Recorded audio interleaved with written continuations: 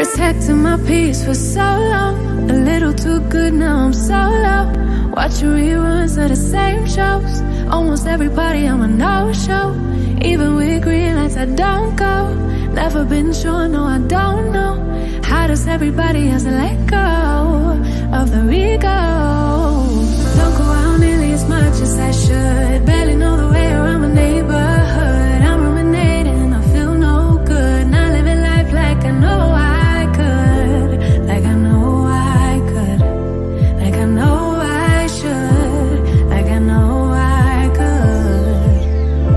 Like I know I could.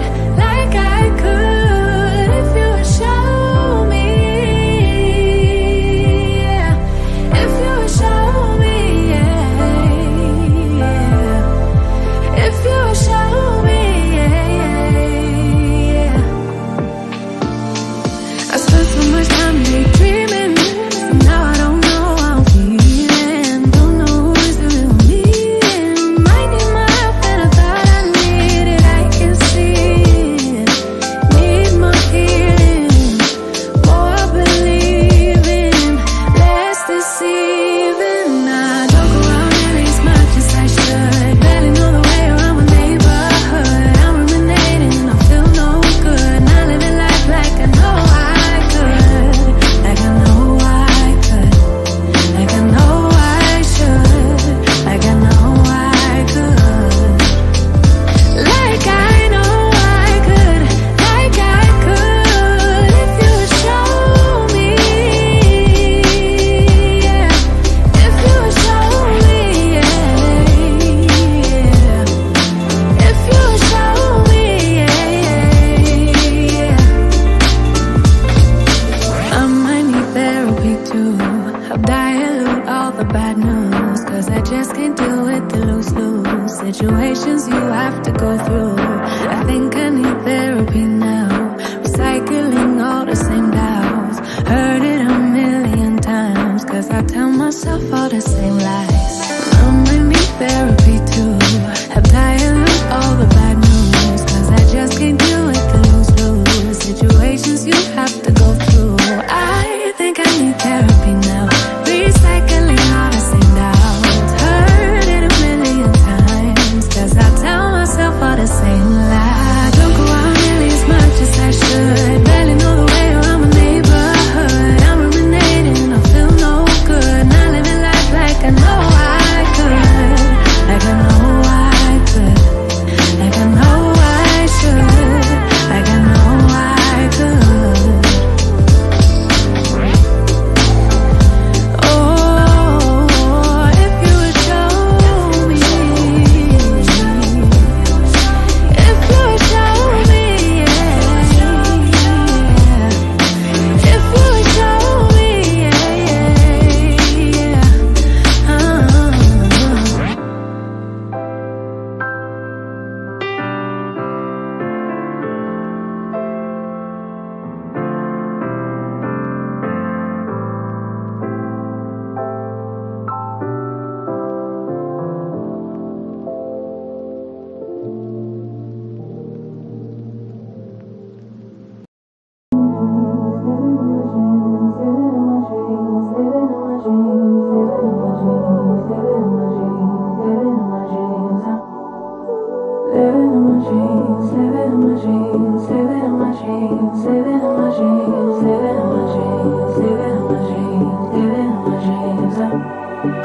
I had a dream last night. Did everything I never do in real life. I stepped into a room, told everyone to be quiet, 'cause I had something to say. Blew everybody away, wear whatever I want.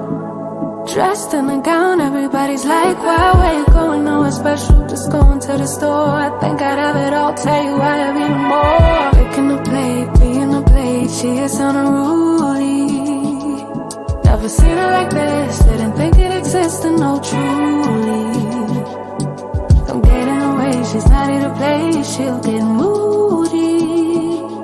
But don't mistake this girl for being me, 'cause these are dream rules. This is someone else, I'm not myself, no, no. 'Cause these are dream rules. This is someone else, I'm not myself, no, no.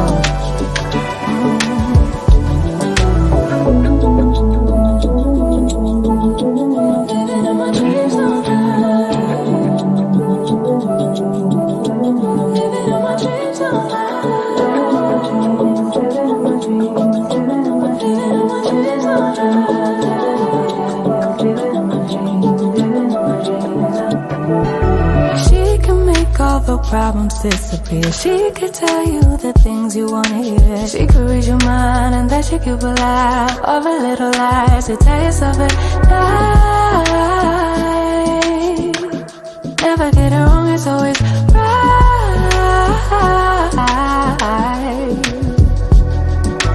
Making the plate, being the plate. She is unruly. Never seen it like this. Didn't think it existed, no truly. Don't get in the way, she's not here to play. She'll get moody. But don't mistake this girl for being me. 'Cause these are dream rules. This is someone else, I'm not myself, no, no. 'Cause these are dream rules. This is someone else, I'm not myself, no, no. Living in my dreams, living in my dreams, living in my dreams, living in my dreams, living in my dreams, living in my dreams, living in my dreams, living in my dreams, living in my dreams, living in my dreams, living in my dreams.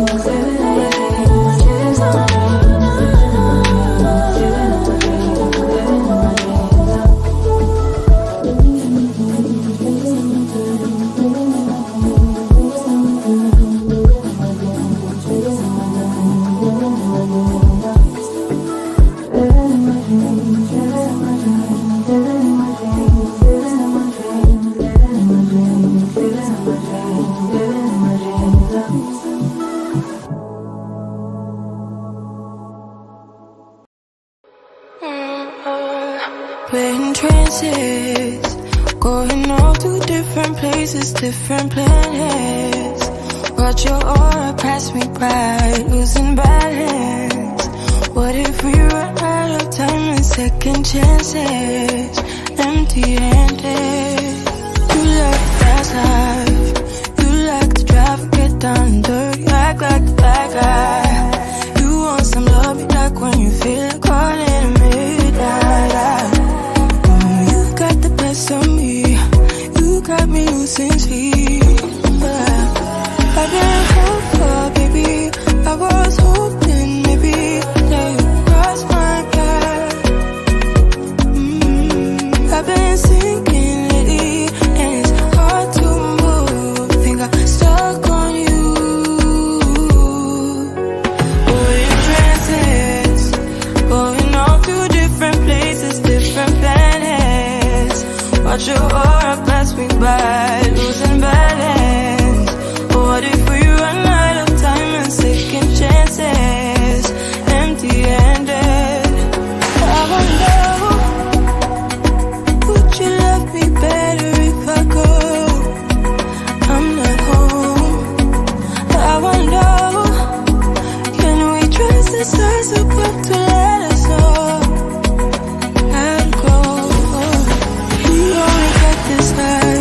No guarantees and stars that I'm fine on your passion trail. And try to keep an open mind, hiding it by myself. No guarantees you'll find me. Said if it's faith you'll find me. Leaving the past behind. We're in trances, going off to different places, different planets. Watch your aura pass me by, losing balance. What if we run out of time and second chances? Empty-handed. I wonder, would you love me better if I go? I'm not home. I wanna know, can we trust the stars above to let us know? I'd go. Whoa. Peace, peace, peace, peace. Peace, peace, peace, everyone. Peace. How are you doing this evening? Real quickly, I want to start off with giving some shout outs, giving some praise and honors. First, I rise, giving all perfect praise to our Father God, Allah, honors to His holy divine prophet, Noble Drew Ali. Give honors to each and every one of you all who is showing up for this evening's class. Stop the cap. You know, America is land of the Welsh. Land of the Welsh. So we in store for some real eye-opening information. I've never seen and I've never heard, I've never witnessed just myself of any Asiatics, any Muslims, any Moors, any Moorish Americans. I've never seen anyone really do anything on the Welsh, right? As a matter of fact, you'll hear Scottish, you'll hear Irish all the time, but you never hear about the Welsh. So we definitely going to be getting into this tonight. Do me a favor, everyone that is in tune, share on all your social media platforms. If you haven't already, make sure you subscribe, make sure you like, and make sure you hit that notification bell so that you will always get notifications whenever we go live or when we upload a new video. I give honors to all of you supporters that support Moving Without Motion. Every week you come out, you watch. Those who leave comments, it is much appreciated. I want to give honors to my brother Chairman, His Majesty the Magnificent. Honors to you more for always coming out and participating. Honors to my husband, Brother Richard Neal Bay, who always gonna come through. That's the big homie. So let's get into it. You know, this week, and as far as the news this week, this week's news has been like, and we're starting to see it, you know, making a full circle. We're starting to see, you know, us still being able to thrive, even when it looks like, man, we don't got really much going on. You know, they try to plague us with the fake weather. Man, I told my husband, I said, man, look, we are moving to Florida next winter because I'm not doing this. Every year now they start to do a Arctic blast. That wasn't even a thing. Now every winter now you turn around, they doing an Arctic blast. I told my husband, I said, look, I'm not doing no more Arctic blasts. Next winter we'll be in Florida for the winter. So yeah, I'm not doing this no more. They playing around with the weather, making it way too cold for anybody. Everybody Tesla was either on the side of the road, couldn't do nothing with it. It costs more to charge the car than it does to be able to pay gas. You know, it's all a hoax, y'all. Just stop investing. Stop buying into everything that these people put out in front of us. Right? We got to get back to doing for self. All right. Give me one of them old school Patterson cars. Right? They gonna work forever. They're not going out. Give me one of those. All right. So let's see. Old school what? I said an old school. My husband said an old school what? You don't want none of those. I said an old school Patterson car. It's not going nowhere. It's lasting for a lifetime. Back in the day, they would build the vehicles to last forever. So let me see here. And I hope that y'all been doing well. Hope that y'all been safe.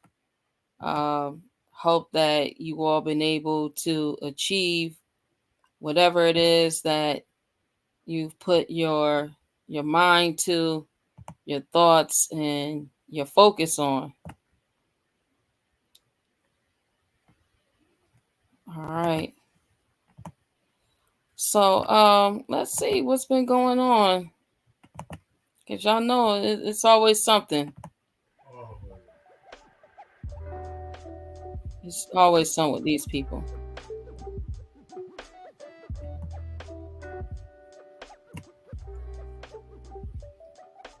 All right.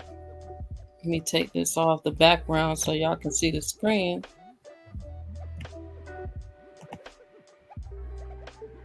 And if y'all can't hear me, just type in the chat that you can't hear me so I can see. If I'm sharing the screen and I'm saying something and it does not look like the same screen, just type in the chat. Let me know that the screen didn't change. So then I know to fix the situation. So here we are.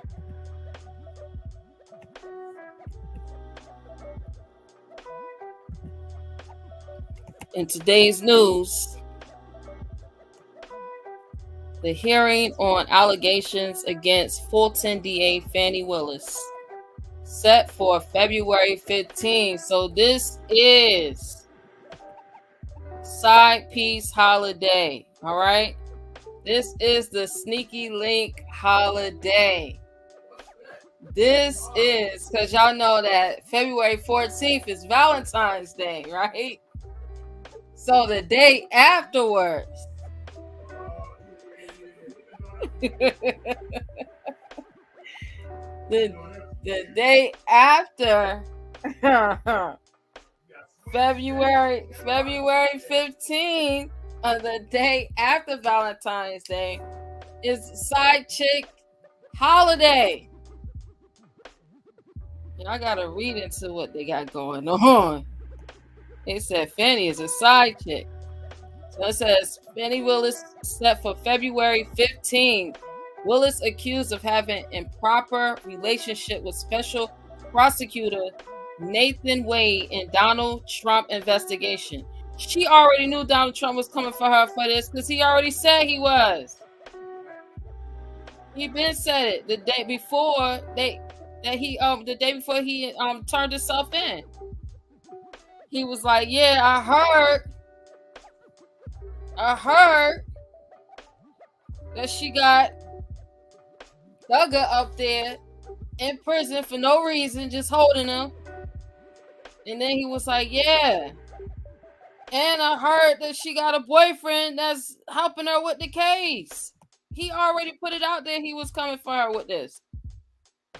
Says Atlanta, Georgia, a hearing has been set for February 15th on allegations Fulton County District Attorney Fannie Willis has had an improper relationship with Special Prosecutor Nathan Wade, who she hired to assist in her investigation and subsequent indictment of former President Donald Trump.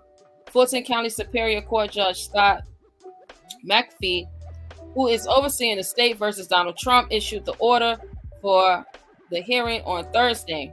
The hearing itself is set for 9:30 a.m. and McAfee has given prosecutors until February 2nd to file a response.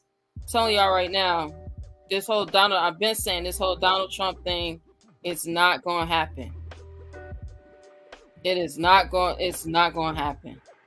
Willis is the locally elected district attorney who issued dozens of indictments on August 2023, accusing Trump and his allies for trying to overturn Georgia's 2020 election results. The same thing it's going to happen with him, and then you're going to see the same thing is going to happen with the Young Thug trial. They're going to have to drop all that too, because once they find her guilty and the Trump indictment is going to be the same thing for the Thugger indictment. So yeah. So I said whoever her friends were, really, she either didn't listen to him or she just did what she wanted to do, because ain't no way I would let my friend go out like this. I would have told her, leave that Trump thing alone. Don't let them put you up there and put you out there like that, because it's going down. It is absolutely going down. It says the indictments say Trump and his allies suggested Georgia's Republican Secretary of State Brad Raffensperger could find enough votes for him to win the battleground state, harassed an election worker who faced false claims of fraud, and attempted to persuade Georgia lawmakers to ignore the will of voters and appoint a new state of electors favorable to Trump.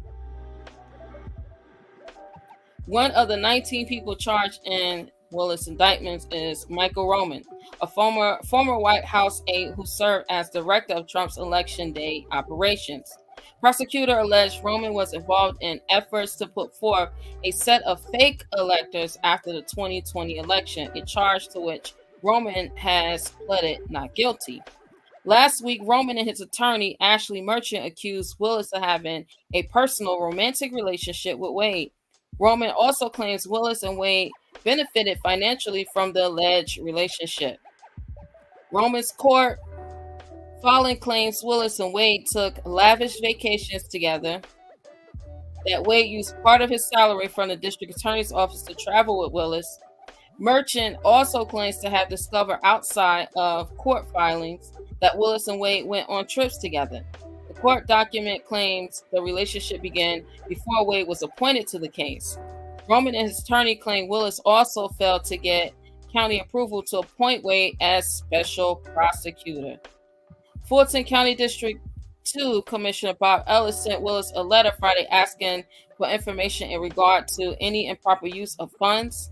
The letter claimed Wade is alleged to lack relevant prosecutorial experience in a case of type and complexity, and that the county desired confirmation of whether the county funds provided for the operation of your office and its prosecutorial function were used in an appropriate manner. The county has given Willis until February 2nd to respond. Roman's attorney is asking the court to disqualify both Willis and Wade from prosecuting the RICO case and to drop all charges against Roman. Didn't I tell you? Didn't I say the case about to be dropped? Man, I've been saying it since it happened. I've been watching the case. Yo, it's so crazy. Why are they playing whole Thugger songs during the trial? It's just in the trial. They showed the faces of the jurors. I mean, the trial has been messy. The judge is screaming at the state like, why don't y'all have all y'all evidence? Why don't y'all have all y'all witnesses? Y'all got all these witnesses. You mean to tell me you got all these witnesses and you ain't got everybody's statement? You ain't got everything together? You ain't got all your evidence together? Man, I'm telling y'all, this right here, Doug about to come home. So for all y'all who thought that it was okay to snitch, see, it's one thing because a snitch is not an innocent bystander who was harmed in an act of violence. A snitch is one who willfully participates, is in willful gain, is okay when everything is going good, and then when everything begins to fall, now you singing like a bird. You got names, places, dates, events that you're not supposed to be talking about.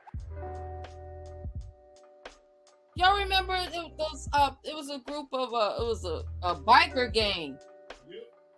pale-skinned Europeans. They held them for like a year and a half, like 2 years. None of them said nothing. They let all of them out because none of them talked.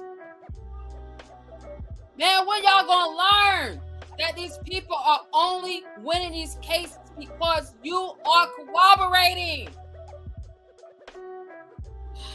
Man, look. Woo! Doug about to come home.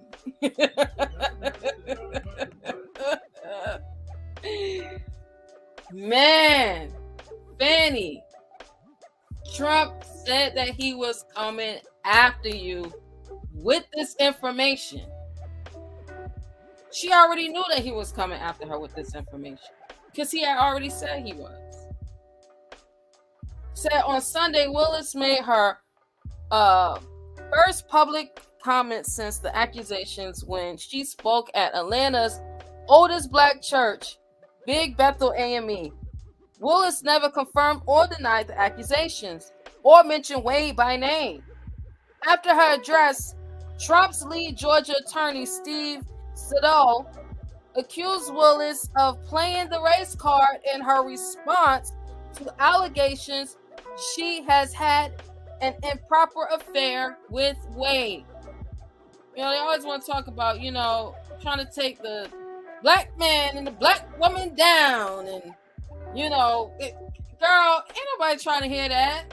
Ain't nobody is trying to hear that. Nobody, because you got all of these witnesses against Young Thug. And you ain't got nothing. Because if you had something, you wouldn't be playing whole entire songs during a trial.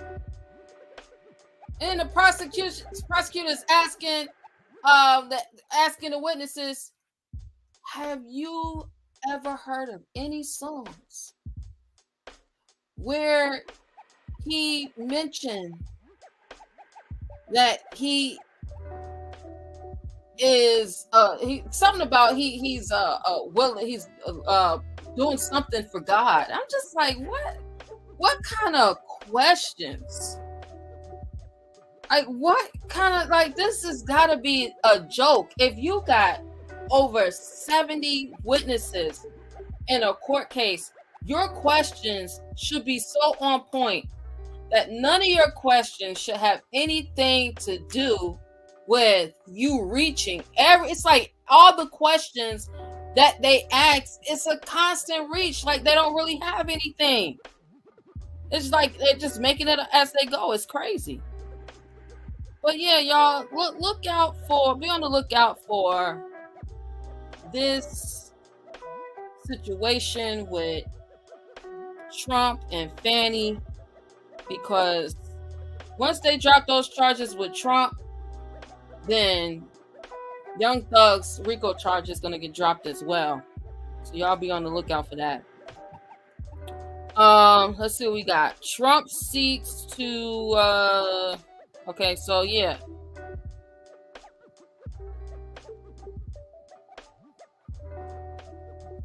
Yeah, so Trump is not playing with Fanny. Not playing with Fanny at all.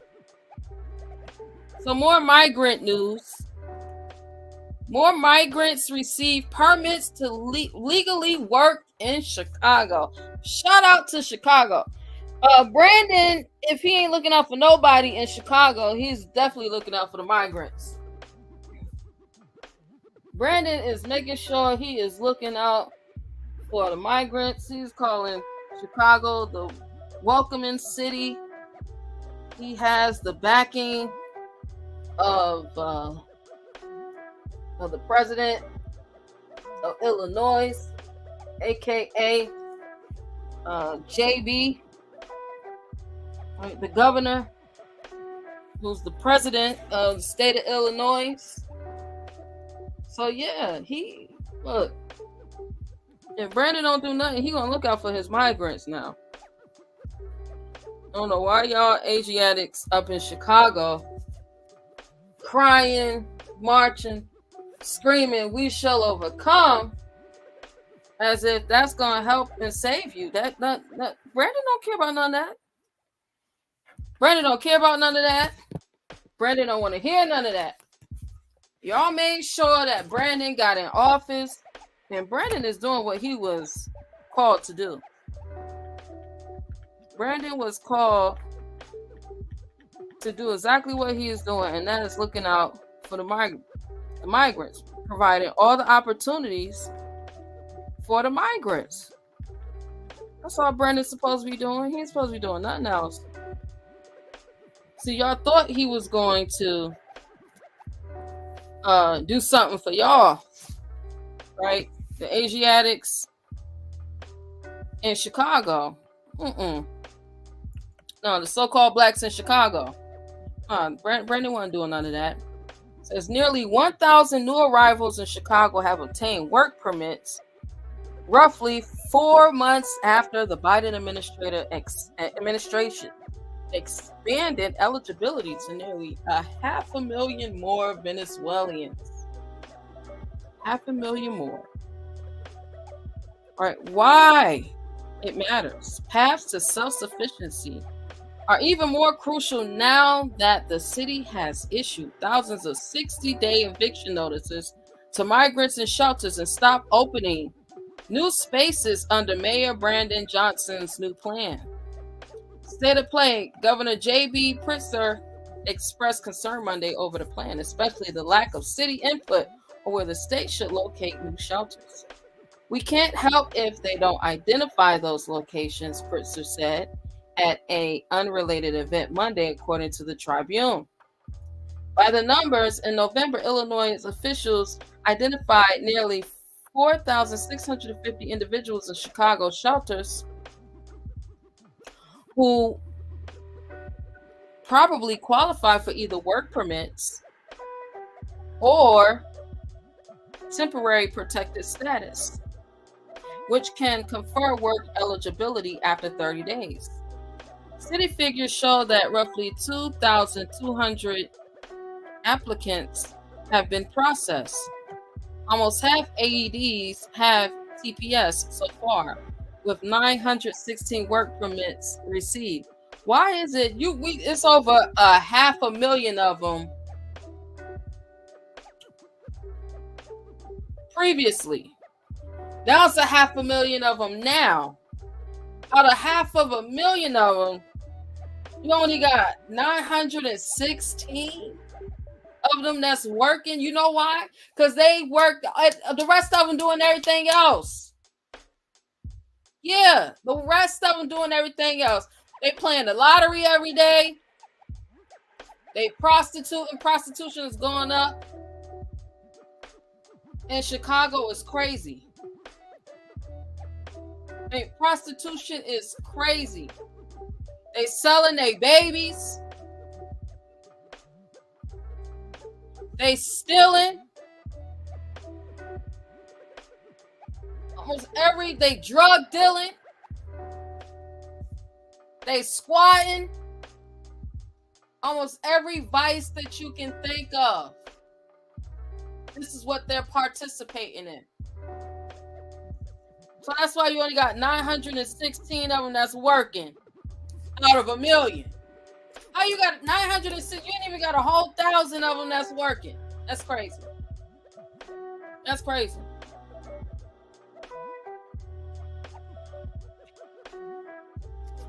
Make that make sense. Because the math ain't mathing. Them people didn't come here because they want to work. Them people didn't come here because they're looking for a better life. They came here and they just causing more violence. They're causing more harm. In another year, Chicago, New York is not going to even look like the same cities that we are accustomed to, that we've grown up in. And they're still letting these people in. Just come on in, come on in, come on. They just let them come through the border. Like, come on, y'all. Come on. Where you want to go? What city you want to go to? Where you want to go? Come on, y'all. It's crazy. It is insanity. It says the entry, federal officials tell Exos that number is much higher. They say they've approved more than 1,800 work permits filed from the state-run sign-up clinics in Chicago. 1,800? 1,800. We're talking about 500,000, and you got 1,800. Between the lines, turnaround times for permit approvals, which previously took months, have sped up to 30 days or less, according to state officials. Yes, but originally state officials thought about half of Chicago's shelter residents would qualify for TPS or EADs, similar to New York City's total. After closer screenings, the estimate has dropped to about 30%, they tell Exos. That means about 70% of shelter residents, or more than 10,000 people, lack immediate legal pathways to self-sufficiency. So who taking care of these people? And then they keep asking, can y'all let the people, can y'all give them a room? If you got a room at your house. No, how about all of these politicians? Let's see all of these politicians, local, state, federal. Let's see all of them put the migrants in their house first. Let us see. I want them all to house at least a family of 4. Or I want them to house at least just if it's a let's say it's a local official, state, federal, and they live by themselves, but they have a 3-bedroom, 2-bedroom, 4-bedroom home. They should at least be able to put 4 to 5 grown men in their home, because it's more men who are migrants than it is women and children. So let's see them place the migrants in their homes first, and then we can think about it. But yeah, let's see them do this first. They're asking residents, they're asking us to put they don't even know these people. These people ain't working. You got over 70% of them. Over 70% of them. That's not working. They're not trying to, you know what type of work they doing? The work that I said. Stealing, prostitution. They playing the lottery every day. Y'all notice that the state lottery amounts have gone up substantially? Like, if you hit the lottery right now, you good forever. Like, your children's children is good.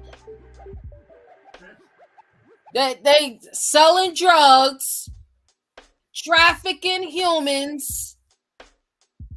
They're doing all of, like, when you talk about the vices, they are living the life of folly that we have never witnessed. But let us have done any of that in our own neighborhoods. They would have had the National Guard out there to lock all of us up. You better believe it. Puerto Rico. This is just crazy. This is absolutely crazy. I'm gonna put the link down. I'm gonna put the StreamYard link down in the chat. Anybody want to come up? But yeah, that's what's going on in Chicago. This is over 70%. What are they saying? Remaining options include seeking a work permit 5 months after applying for asylum, qualifying for a visa as a victim of trafficking. These are not victims. These are victims who's trafficking. They're not victims of trafficking. These are victims who's trafficking. Or applying as a close relative of a citizen. Britell of Illinois' Coalition for Immigration and Refugee Rights tells Axios President Biden could also expand TPS to a wider population of migrants, as he did in September. Britell notes that Congress is currently moving in the opposite direction, considering limitations on those powers in the immigration enforcement for overseas war funding negotiations. Yeah, Congress is like, look, we about to go to war, so we want to send them off to war because our 20, 30, and 40-year-olds, they not signing up to go to no war. Not these ones. But the migrants, if we can get them ready for work, then we can sign them up for the military, and they can go off and fight for us. What's ahead? State officials say their clinics will continue helping shelter residents apply for permits. They plan to open appointments for eligible applicants in the community next month. This is crazy. This is absolutely crazy. So yeah, y'all keep your head on a swivel for this news right here, because Chicago is man, this is crazy. We have not seen it before, and it's not going to stop anytime soon. What else we have? World health leaders warn of pandemic 20 times worse than COVID. They're calling this disease X. They ain't even got a name for it. Disease X. Without preparedness, the WHO warned a pandemic from disease X could cause much more damage than COVID, which has killed more than 7 million worldwide. At the recent World Economic Forum, the World Health Organization warned that the world could face a pandemic 20 times worse than COVID-19 in the future. Scientists use the term disease X to refer to the hypothetical new pandemic. See, we got a hypothetical new pandemic that we have for you all, but just be on the lookout when we announce it. We're going to be announcing it soon, but just be on the lookout for it. So you know when it comes. It's going to be 20 times worse. So just know that we preparing for it. So all of you should be preparing for it. Right? It says, which they say would most likely be a respiratory virus. Most likely be a respiratory. What is all these respiratory viruses? Which most likely would be a respiratory virus. The WHO has already begun some initiatives to protect against a future pandemic, including efforts to support technology sharing and boost disease surveillance between countries. The recent Economic World Forum, the World Health Organization, issued a warning to world leaders saying the world could face a pandemic 20 times worse than COVID-19 in the future. Scientists call it Disease X, a term that recognizes the next global pandemic could come as the result of an unknown pathogen rather than the spread of a currently recognized disease. Yeah, y'all, and look, the only thing that you can do is live a healthy lifestyle. Stop allowing yourself to be stressed. Stop participating in these group think events, programs, and organizations. Stop allowing yourself to be triggered by things that you have no control over. All right, and just live your life under the principles of love, truth, peace, freedom, and justice. That's all you can do. All this, we preparing for a disease act. They don't even have a name for it yet. So they say. We ain't got a name for it yet, but just be on the lookout for it. Stay out them people's hospitals, and you should be okay. Yeah, stay out of me. You should be okay. All right. So we watched last week's, or was it last week or was it the week before last one? I think it was the week before last when we showed the synagogue in Brooklyn. It was the week before last. Showed the synagogue in Brooklyn and the tunnels. So brother Famous Richard went to Brooklyn from Chicago and he showed up like, y'all take me on a tour. Let me see these tunnels. He went down to the synagogue like, no, I'm coming through here. If y'all don't stop playing, let me in. I'm Famous Richard. If you don't know, now you know. Hey, let me up in here. So we're gonna play this video. It's a 30-second, 40-second video of a Famous Richard in the building. Let's see.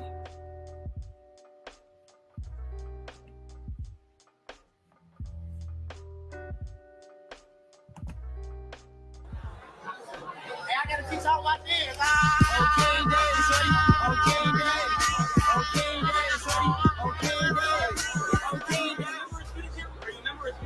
I am a journalist from Chicago. Oh, I didn't know that. I am a journalist. I am a journalist from Chicago. Wait, how do y'all feel about New York Police Department? How do y'all feel about New York? The hidden tunnel. Is it true you guys was building? Is it true you guys was building hidden tunnels because of Rabbi Sneerson? Is it true? Rabbi Sneerson is the reason you guys was building tunnels. Oh, King David. Oh, King David. Y'all take me to the tunnel.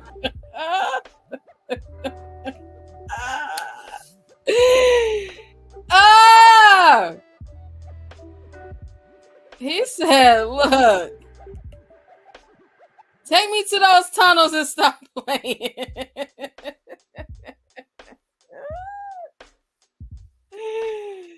Oh my goodness. Look, Famous Richard is not playing. He said on King David, y'all gonna take me to these tunnels today. He said, is it true that y'all was building tunnels, taking people through the Underground Railroad?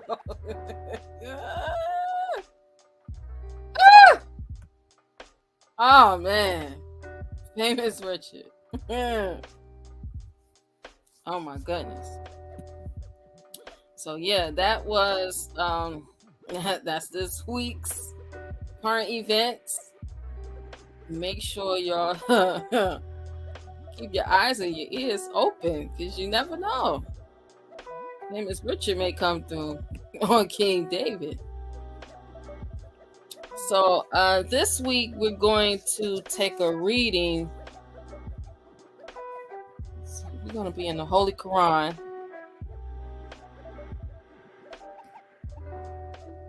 So the Moorish Temple of America.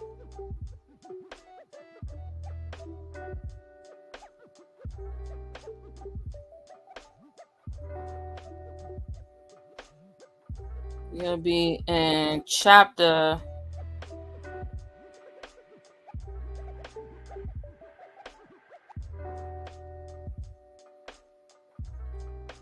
23.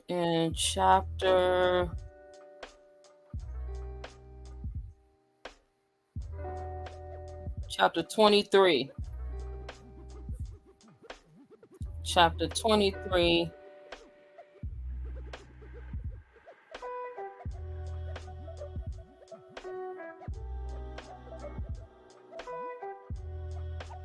We're going to start at instruction 13. Chapter 23, instruction 13. From the Holy Quran of the Moorish Temple of America, divinely prepared by the noble prophet Drew Ali, by the guidance of his father God Allah, the great God of the universe, to redeem man from his sinful and fallen stage of humanity back to the highest plane of life with its Father God Allah.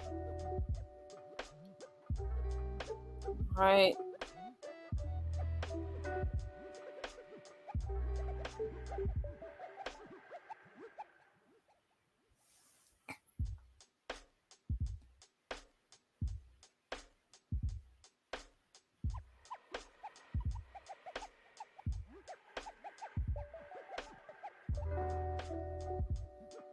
Let's go down to 13.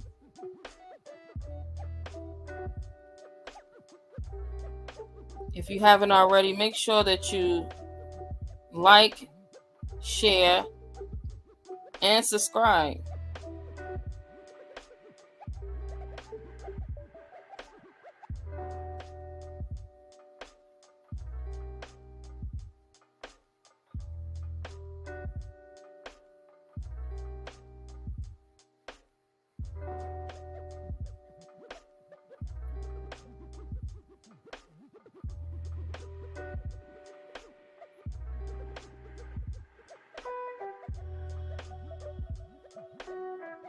Make sure you hit that notification bell as well.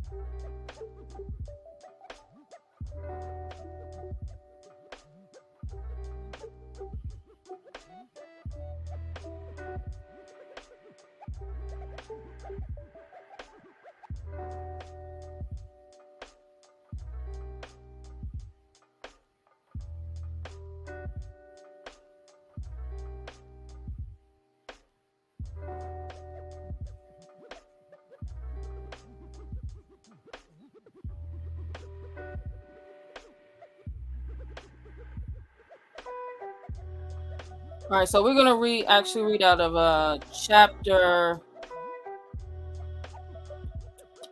I'm not gonna do 23. My bad, y'all.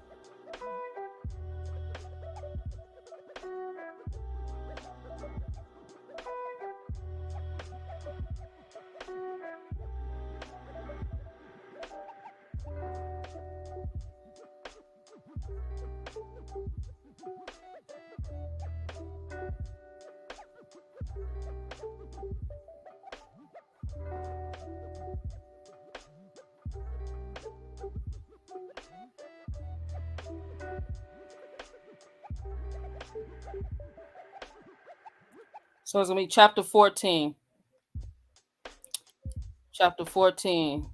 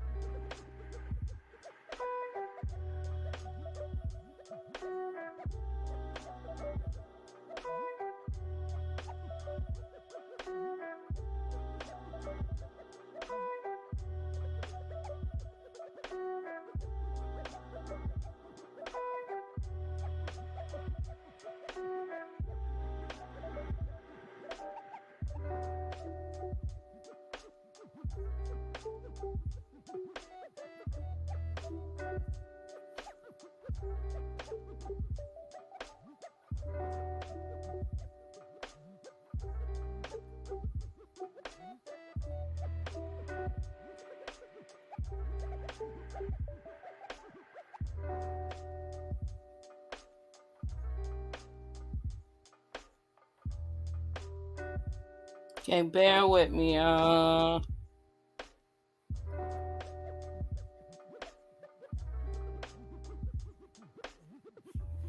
everybody calling me right now, sending me messages. All right, so we are on chapter 9. Jesus attends the feast in Bahar, and here he taught human equality. Human equality.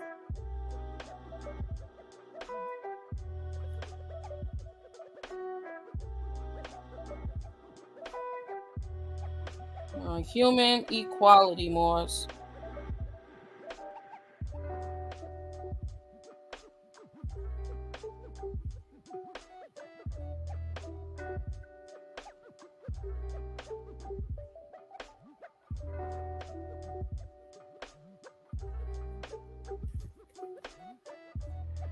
Human equality.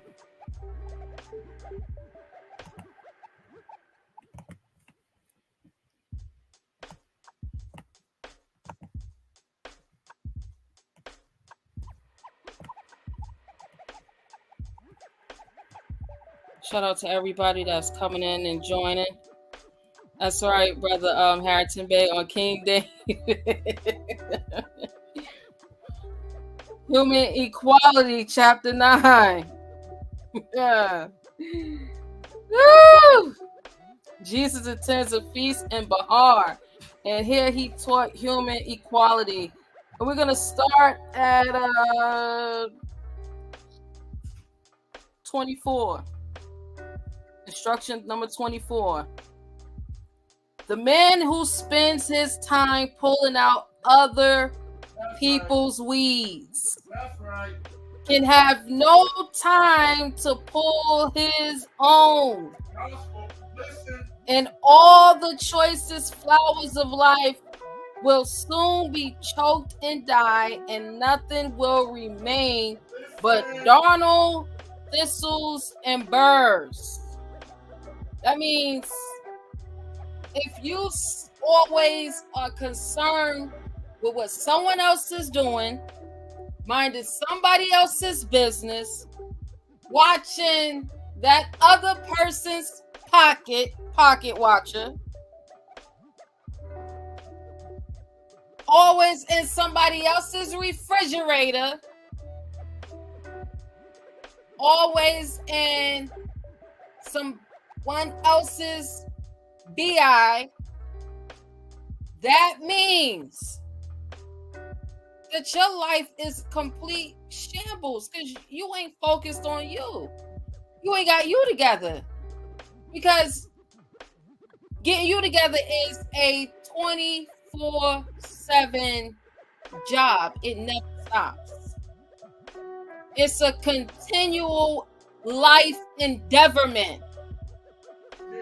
If you got time to watch what somebody else is doing all the time, like you always watching somebody else, especially for a man. If a man is watching another man all the time, that's suspect. Don't you find that suspicious in my Uncle Umar voice? Don't you find that suspicious? I've never witnessed more men that watch what other men do all the time before the internet. It's crazy. It is absolutely insanity the way that men watch other men. Because the men that raised me, they never did nothing like that. That was a what? You watching another man. What? That wasn't a thing. You got way too much time on your hands. Get you some business. Get you a hobby. You should be out bettering yourself in your situation. If you finish one goal, then you should just be going to the next goal. You should be achieving higher heights in your life. But it's still you watching another man like that. We don't do that. That's crazy. Instruction 25 says, and Jesus spoke a parable. He said, behold, a farmer had great fields of ripened grain. And when he looked, he saw that blades of many stalks of wheat were bent and broken down.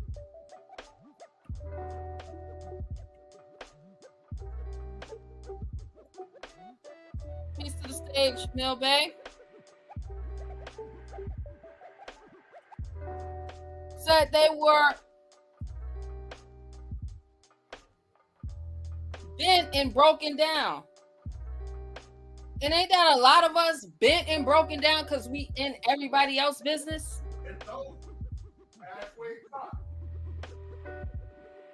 You so focused on what somebody else is doing, you bent and you broken down. And you trying to figure out, why can't I get out of the situation that I'm in? Because your focus should be you. And whatever the will of Allah is for you, that should be your main focus and your goal. Says, and when he sent his reapers forth, he said, we will not save the stalks of wheat that have the broken blades. And when he sent his reapers, he said, we will not save the stalks of wheat that have the broken blades. Go forth and cut and burn the stalks with broken blades. And after many days, he went to measure up his grain, but not a kernel could he find. And then he called the harvesters and said to them, where's my grain? Where? Oh, did I get robbed? What's going on? Where my stuff at? What's going on? Where my grain? Come on, y'all. So they answered him and said, we did according to your word. We gathered up and burnt the stalks with broken blades, and on the stalk was left to carry to the barn. And Jesus said, if Allah saves only those who have no broken blades, who have been perfected in his sight, who will be saved? And the accusers hung their heads in shame, and Jesus went his way. All in the video. All on the radio. And everybody business.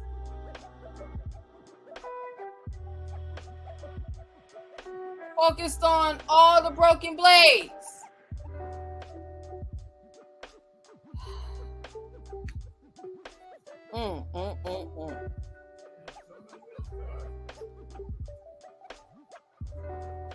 The grain. So we're going to get into tonight. We're going to get into the grain tonight.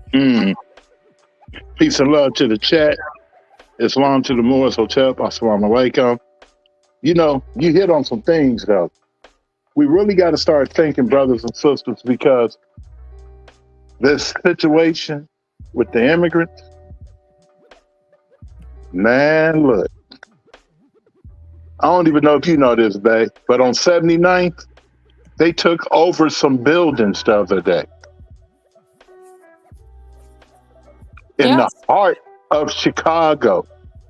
79th is like GDBD capital. I'm already knowing. They took over. So I was talking to a brother.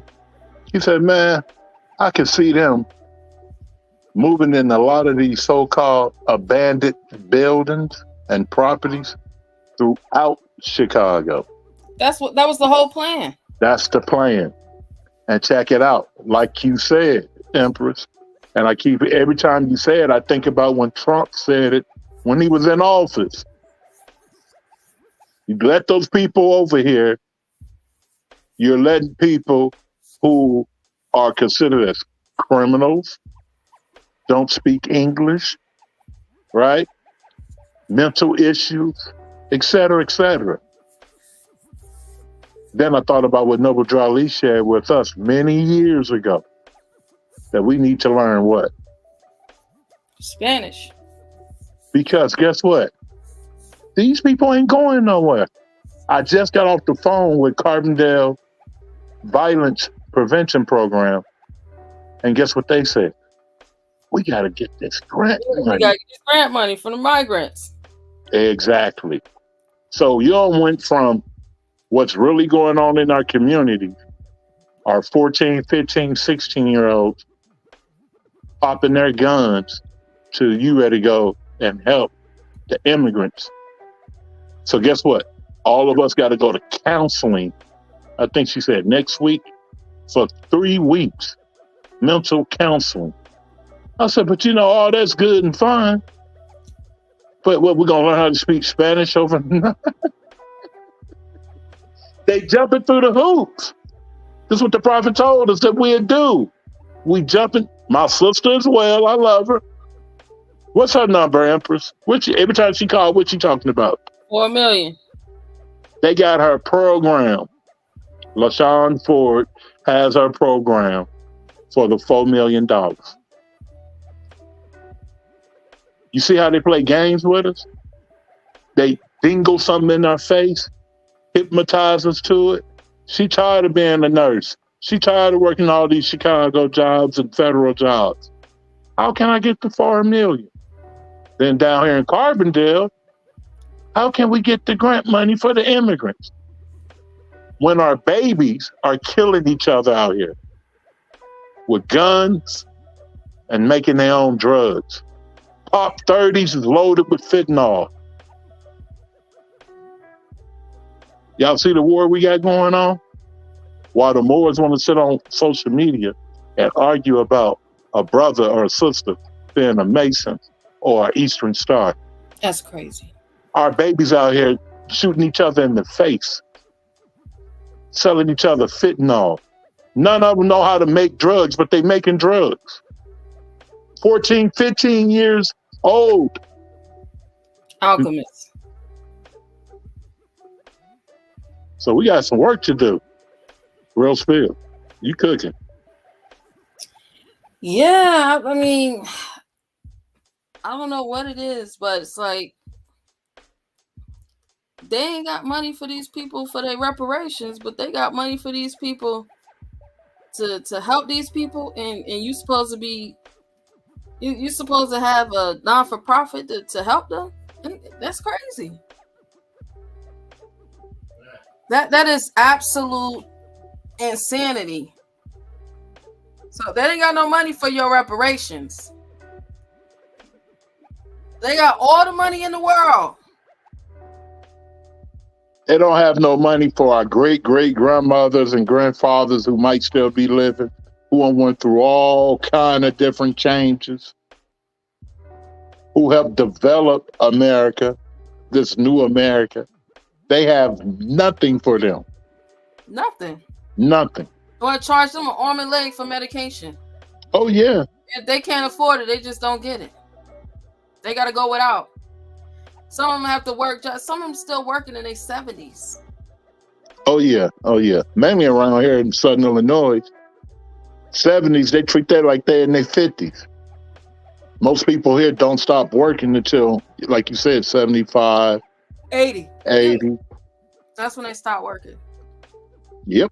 Other than that, they got to still work in order to afford the lifestyle that they accustomed to living. That's crazy. It's absolute insanity. And we really believe that this system is a system. When you listen to certain Moors will tell you, oh yeah, this system is a system for us. We got to pull up our bootstraps. You should hear these Moors.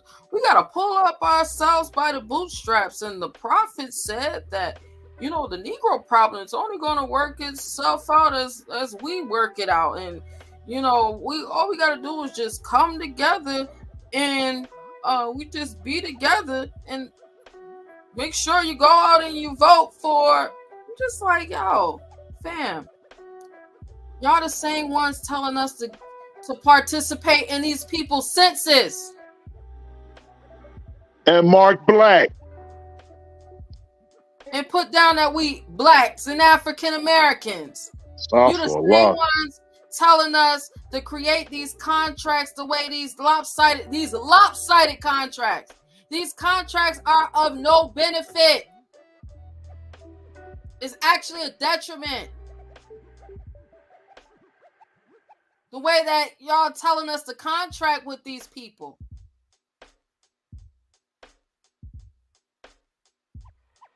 And I'm just like, can y'all not comprehend what you're reading? It's like reading comprehension is a skill now that has been lost.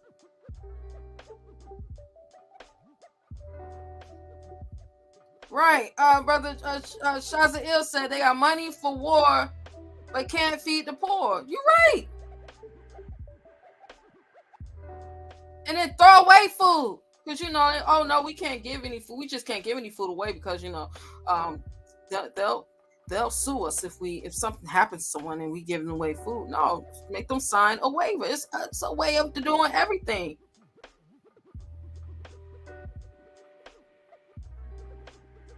They want food. They want food. Stop throwing away. Have them line up. Have them get a copy of their identification card. Have them sign a waiver, and they get the food and keep it moving. Y'all are throwing away food every night.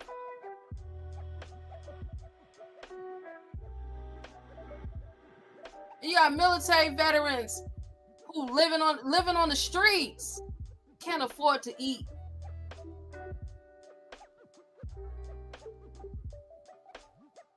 Y'all got millions of dollars. You know how many millions of billions of dollars this robotic being has signed off to give to the Ukraine?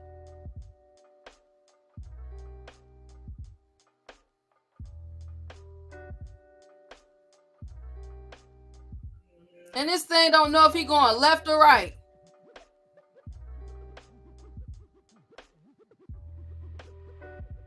And the stuff he be saying is just like, wow, it's weird. It's just real weird. Like, what? Did you just really say that?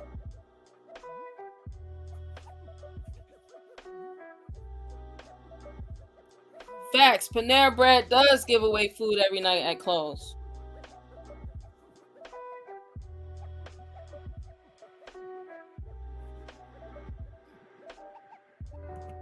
So we got the grains tonight, y'all.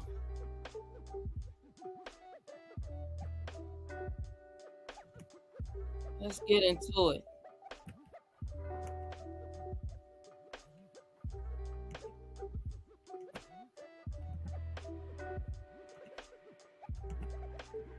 Grain, early 14th century, a small, hard seed, especially of one of cereal plants, also as collect the singular seed of wheat and allied grasses used as food, also something resembling grain, a hard particular of other substances, salt, sand, later gunpowder, etc. From Old French grain, participle drop berry grain as a unit of weight. From Latin granium, seed, a grain, small kernel. From late 14th century as a species of cereal plant. In the U.S., where corn has a specialized sense, it is the general word used of wheat, rye, oats, barley, etc. Grain. We talking about grain, huh? So the grain I'm gonna go in on this evening is rice. Rice. Shout out to our Grand Chief of the Rice Bay, Islam. That coach, that counselor. Says rice, 13th century, edible seed or grains of the rice plant, one of the world's major food grains. From Old French rice, from Italian riso, from Latin oriza, from Greek orza, rice, via an Indo-Iranian language, ultimately from Sanskrit.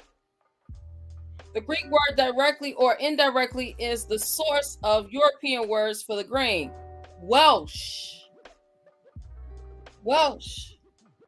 Ain't that the subject? Stop the cat. You know America is land of the Welsh. Welsh. Rice. German. Rice. Lithuania. Riza. Serbo-Croatian, Riza, Polish, rice. Evidence of semi-cultivated rice in Thailand dates to 5,500 years ago, introduced to the Mediterranean by the Arabs. We know another name for the Arabs, right? It was introduced 1647 in the Carolinas. Was it? Or was it already here? Was it or was it already here? Wake us up. Rice. Man. Wow. So, because I know how a lot of y'all blacks are. So let me go ahead and pull this information up for all the black folks. Love them some Africa. Because, you know, black folks don't always go back to Mother Africa, right? This is the book entitled Encyclopedia Americana, a Library of Universal Knowledge. This is from the year 1919, and this was by, let's see, this was volume 12.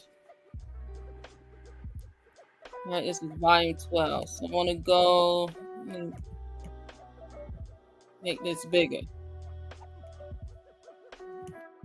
Put me on the Summer Jam screen with this.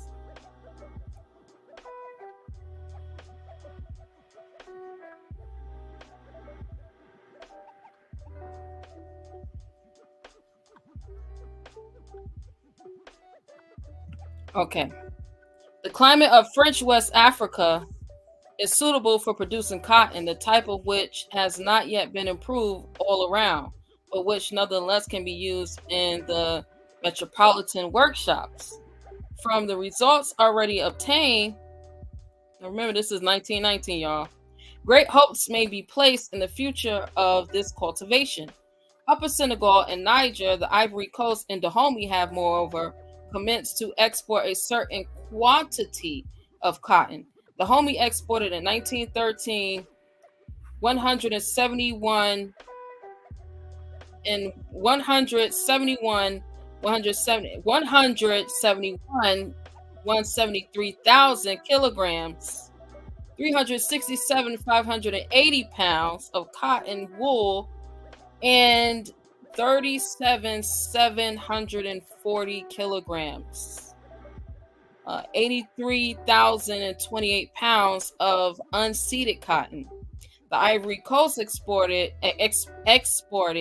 18,221 kilograms, 4,086 pounds of cotton wool, in Guinea 60,517 kilograms, 1,037 pounds of unseeded cotton. Kapuk exported about 33,000 kilograms, 72,600 pounds. The dye grows wild in the Sudan and produces beautiful fibers. The growing of agave has several times been seriously emptied by Europeans in Senegal. Sorghum, or large millet, has been greatly cultivated in West African colonies. It has been said, not without truth, that millet is to Africa what rice is to Asia. Millet is to Africa what rice is to Asia. Another variety of millet is also found, the little millet of Sinai or mill chandelle, wax millet. There's also a fairly considerable local trade in rice, cultivated more particularly in Upper Guinea, in Casablanca, and in the inundated countries of the Middle Niger. All right, so there's more millet that is grown than it is rice. As a matter of fact, they said that rice is more known in Asia than it is in what is called Africa. All right, so this is the 1900s, y'all. Well, we want to go back. We want to go back into history.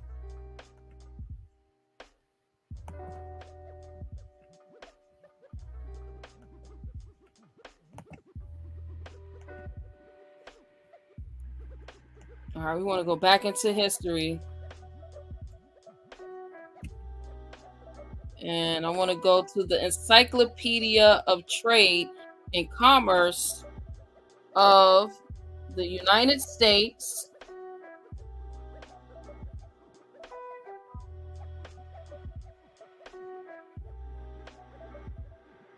And this is 18.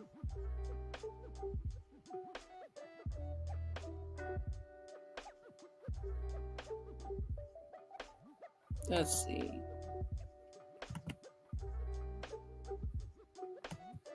The Encyclopedia of Trade and Commerce.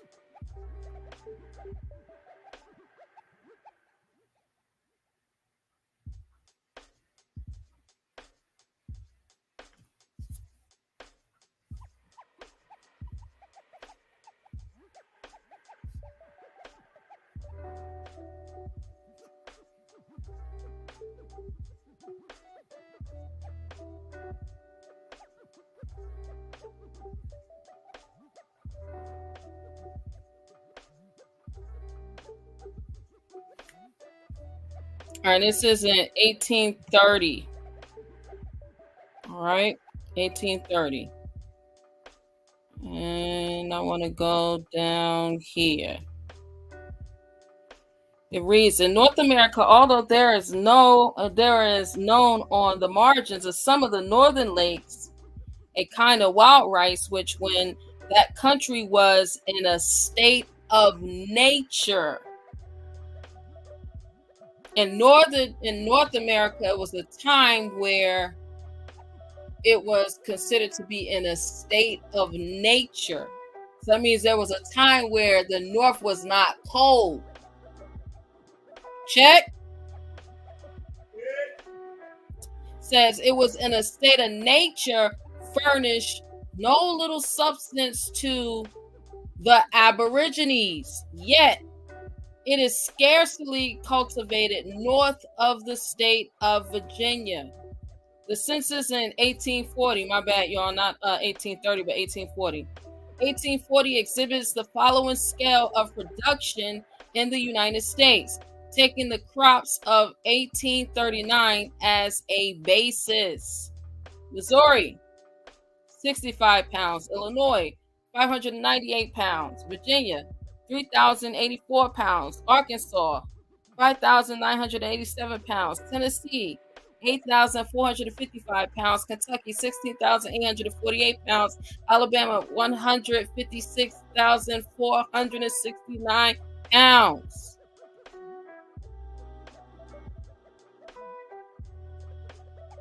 Get it? Florida, territory. Come on now. Mississippi, North Carolina, Louisiana, stand up.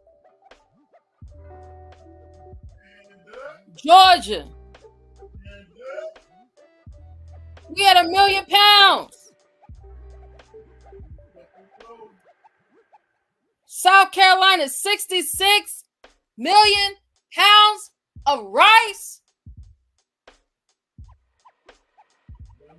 This is in 1839. Y'all seen them numbers? The numbers I just read off in Africa, and the numbers here in America. 66 million pounds in South Carolina alone. We playing. We playing. We playing. 66 million pounds of rice in 1839 in South Carolina alone. As it is only in tide water swamps that this grain can be cultivated to advantage, and therefore only in such lands that the culture will probably be extended. The system of culture persuaded on the tide lands of Carolina only will be detailed.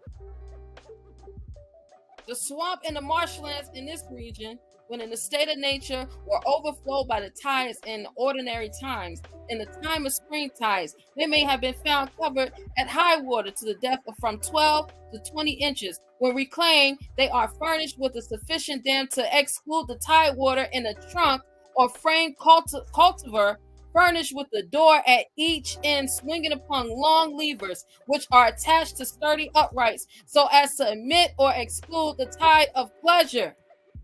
Retain or discharge it after being admitted. The large enclosure is subdivided by cross banks or dams into fields of convenient size, containing variously from 14 to 22 acres. In constructing the banks, large ditches 5 to 8 feet wide are excavated to the depth of 5 feet, leaving between the ditch and bank a margin of 12 feet or more. These serve to drain the field from one of these ditches to another in one direction, and at the distance of 374 to 50 feet apart are cut smaller ditches or drains 18 inches wide and 3 feet deep. Thus, thoroughly reclaimed and completely drained, the swamp, if well seeded, will produce abundantly from the first. The following remarks, however, will be understood as apparently to old land, from the surface of which stumps and marsh have entirely or for the most part disappeared. In this condition are now found most of the lands in the rice-growing region. Fields, as they become exhausted by long continued cropping, are revived by manuring with rice straw and tailings, or by turning under the spontaneous growth of a dry fallow for 1 or more years. So you mean to tell me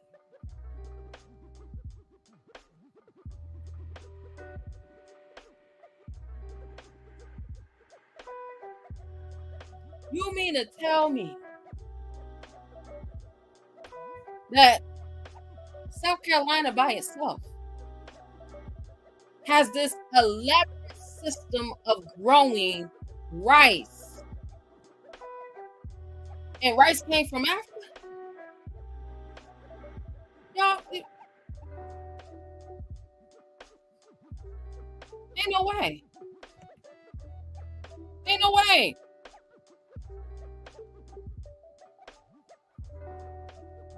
It's impossible.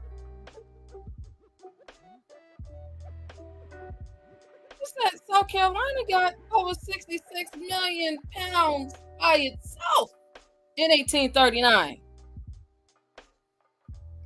Image of the Rice Belt, Welsh. This is Welsh, Louisiana. Oh yeah, there's a place called Welsh, Louisiana. This is August 10th, 1900. Let's get into it. What are they talking about?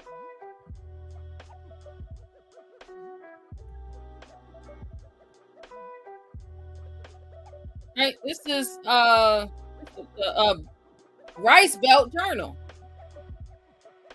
This is the Rice Belt Journal. Rice harvesting machinery. Right. 1900.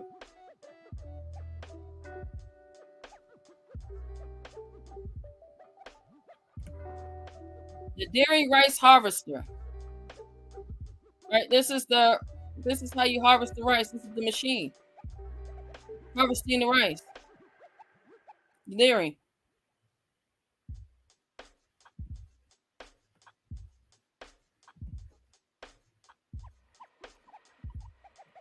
Right. Says, I invite those contemplating buying this season to examine the dairy, and I feel convinced if they are not prejudiced in favor or some other, they will think as I do. The dairying has no equal for sale. This is in Welsh, Louisiana. This is the machine. The machine of all machines to harvest the rice. This is in Louisiana.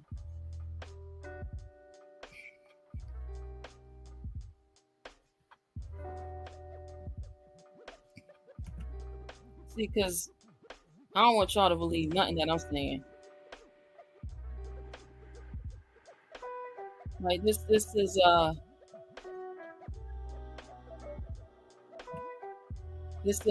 the map of North America, divided into its principal parts, where are distinguished the several states which belong to the English, Spanish, and French, to the most serene and most sacred majesty of Charles II, by the grace of God, King of Great Britain, France, and Ireland. This map of North America is humbly dedicated and presented by Your Majesty, loyal subject and servant, William Barry. Right? Well, look at this. Don't that say North Wales? South Wales? How Wales get in America?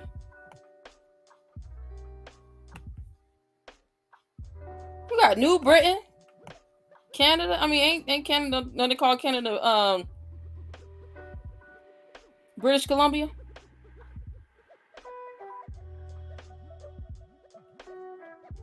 Got the Arctic lands.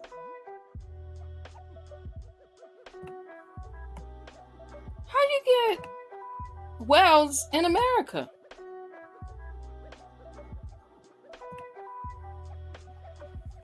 Florida, Carolina, right here, Virginia.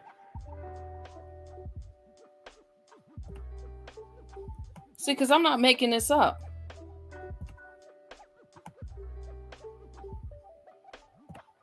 Wales is always been in America.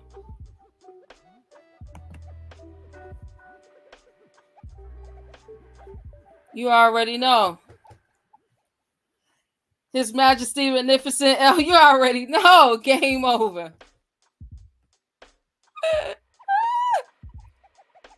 Wales in America.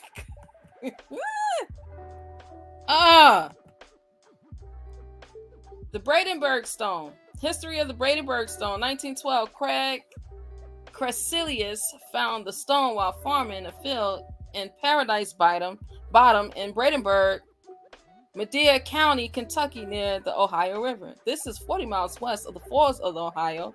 He took the stone around to local fairs for 53 years. It was in this time that it was broken into 3 pieces.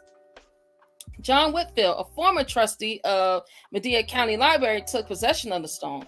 The stone was put into storage at the Brandenburg Library after some archaeologists examined it and said the marks were natural scratches.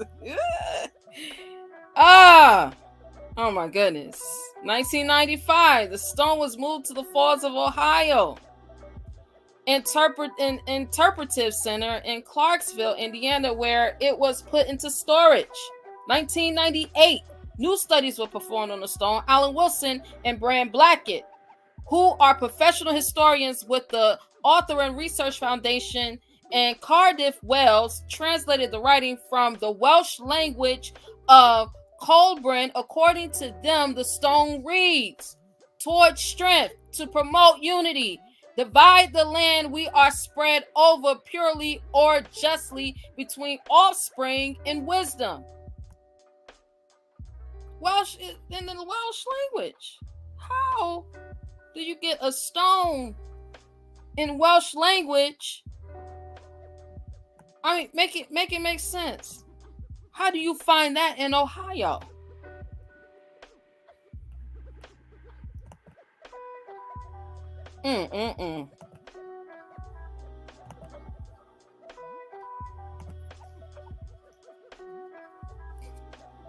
How do you find it in Ohio? Prince Maddox and the stubborn persistence of a legend, a blue-eyed pre-Columbian Prince of Wales under self-imposed exile discovered Alabama, or so we've been told. Hold on, discovered Alabama? I thought Christopher Columbus discovered America.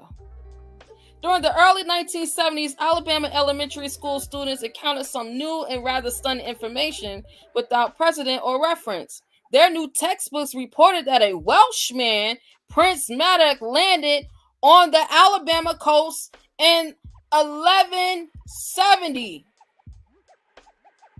Built stone structures at Bon Secour on Mobile Bay and at DeSoto State Park, and then migrated north to build forts at Fort Mountain, Georgia, and Old Stove Fort in Tennessee. Students also learned that Maddox people seemed to be responsible for leaving among the southeastern Indians their Welsh language and their genes for blue eyes and fair skin. Do y'all hear that?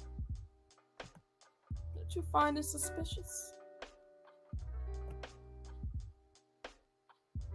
Because, they got to make, because you got blue eyes, they got to make you, they always got to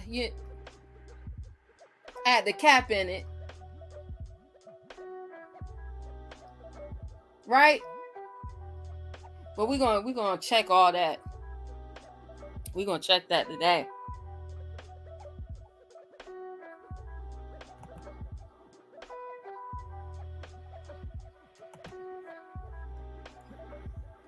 It said, Maddox myth remained in state-selected textbooks into the mid-1980s, though revised to state as in one that some historians believe that a Welsh expedition led by Prince Maddox came ashore here, intermarried with the natives, and taught them to speak Welsh. But most scholars do not believe the legend because a government study found no trace of Welsh or Gaelic in any Native American language. Maddox sudden appearance in the history books and the collective imagination during the 1970s and 80s is a fascinating lesson on how an obscure tale supported by a marked scarcity of facts can, in right circumstances, come to life as history. Maddox, British legend. By modern standards, little historical or archaeological evidence indicates that Maddox ever lived. Well, we got didn't I just show some archaeological evidence of a Welsh stone found in Ohio? Didn't I show that rice is Welsh and it's a grain? And that there is a Welsh Louisiana and there is a new South and a new North Welsh in America. In North America, to be exact. Check.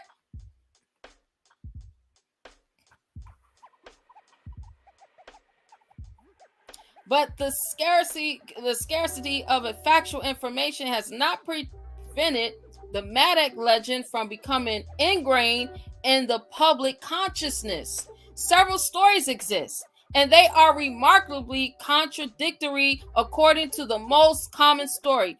Prince Maddox ap Owen was a younger son of the Welsh king Owen Gwynedd.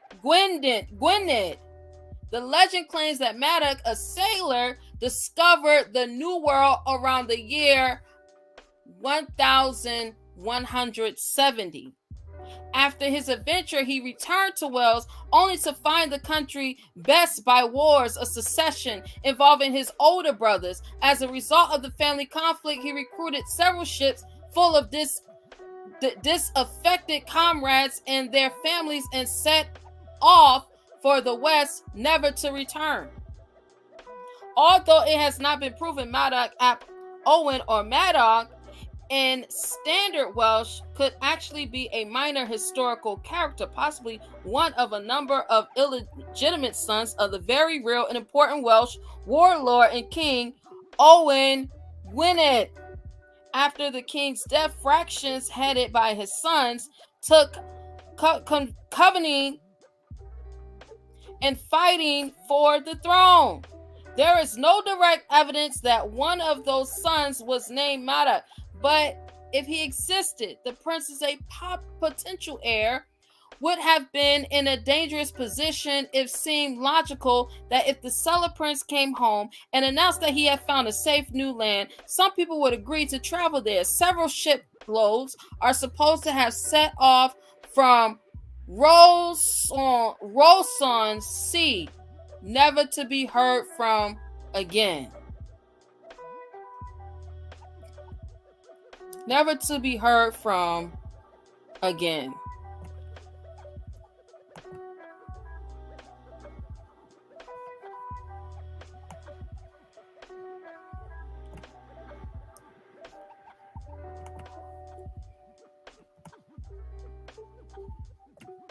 Here is the plaque.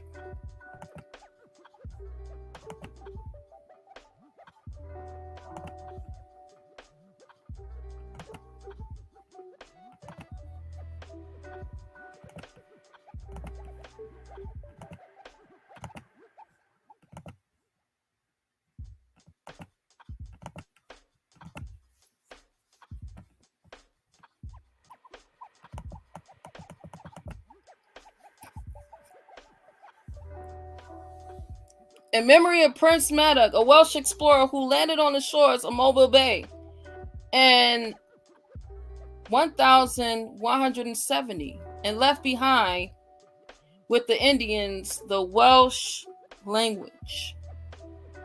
Authority is Encyclopedia Americana, copyright 1918, Webster's Encyclopedia, Richard Hakluyt, 1552 to 1616, a Welsh historian and geographer. Ridpath's History of the World, ancient Roman coins found in forts in Tennessee. These forts resemble the forts of Wales of the 9th and 10th centuries and of the white Indians of the Tennessee and Missouri rivers, erected by the Virginia Cavalier chapter of the Dar.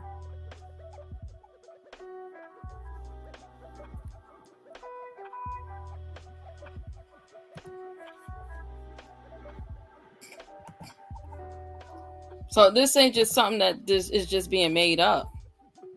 Oh yeah, we got sources. We got primary sources. You know, here we got to source up.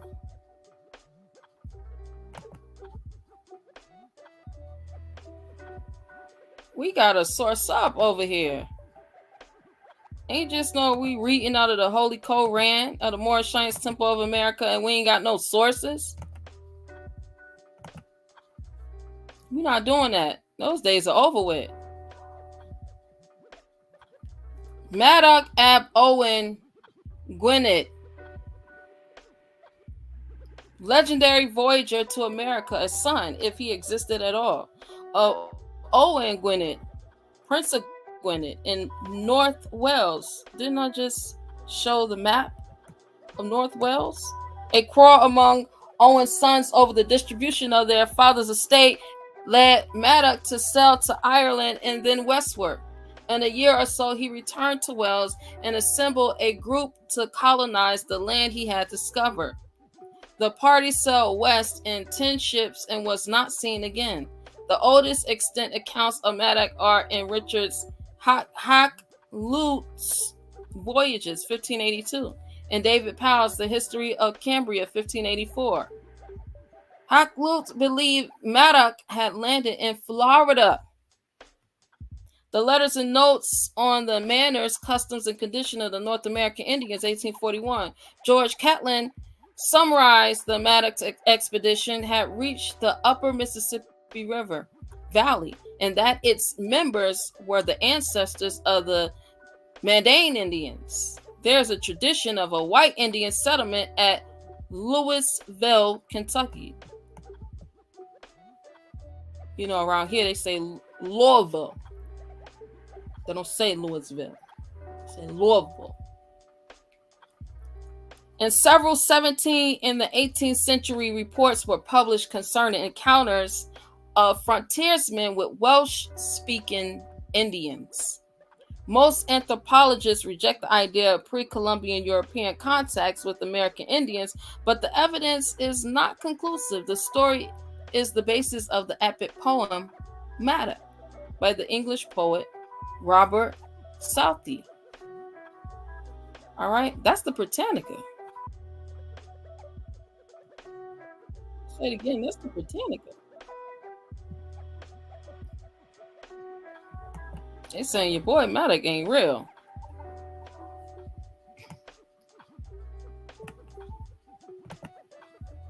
This is an inquiry into the truth of the tradition concerning the discovery of America by Prince Maddox Ab Owen Gwynedd about the year 1170. All right, let's get into it. They're saying that he discovered America. Uh-oh. I want to go down to page...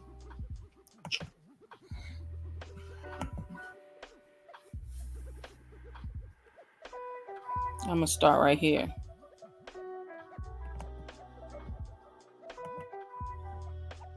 If y'all haven't, make sure y'all like, share, and subscribe. Some good teaching. The inhabitants of some parts, it is said, had a book among them upon which they set a great value, though they could not read it. This book seems to have been a Welsh Bible. A Welsh Bible, because it was found in the hands of the people who spoke Welsh, and because Mr. Jones could read and understand it. The circumstance is of great weight in the debate for whether this book was a Welsh Bible or not. It actually proved that the natives of the country where the book was found had been on that continent many ages. We know how long an age is, right? We just went through that in Sunday school. It said many ages. This Welsh Bible had been here.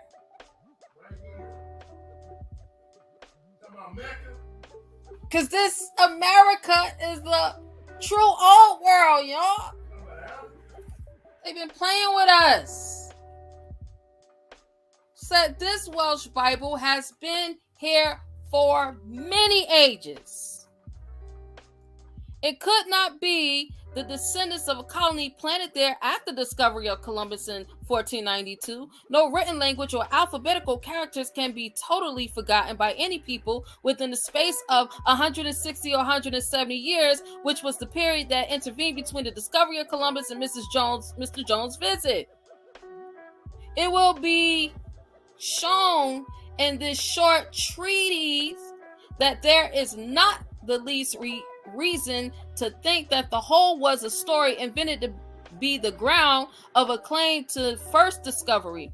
Before Columbus returned from his first western voyage, no nation in Europe had any idea of a western continent except the ancient Britons. Who are the ancient Britons? Come on now. The ancient Britons is from here. The ancient Welsh is from here. The Mauritanians are from here. The ancient Franks from here. This is home base. among whom there seems to have been some tradition that Prince Madoc, many years before the 15th century, had landed on some western shores, but that there were the American shores was a discovery of later ages.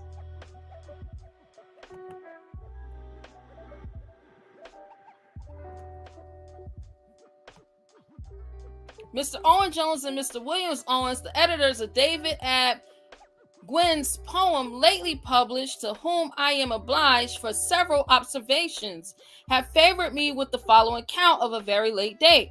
In a letter dated October 1st, 1788, a friend of theirs, a native of Wales, who lives on the banks of Ohio, informed them that he had been several times among Indians who spoke Welsh, and that there was at that time when he wrote a person in Virginia from the back settlements who had been among a tribe of Welsh Indians whose situation had led down on the river Missouri, or Missouri, about 400 miles above its jurisdiction with the Mississippi, that is between 40 to 50 degrees north latitude.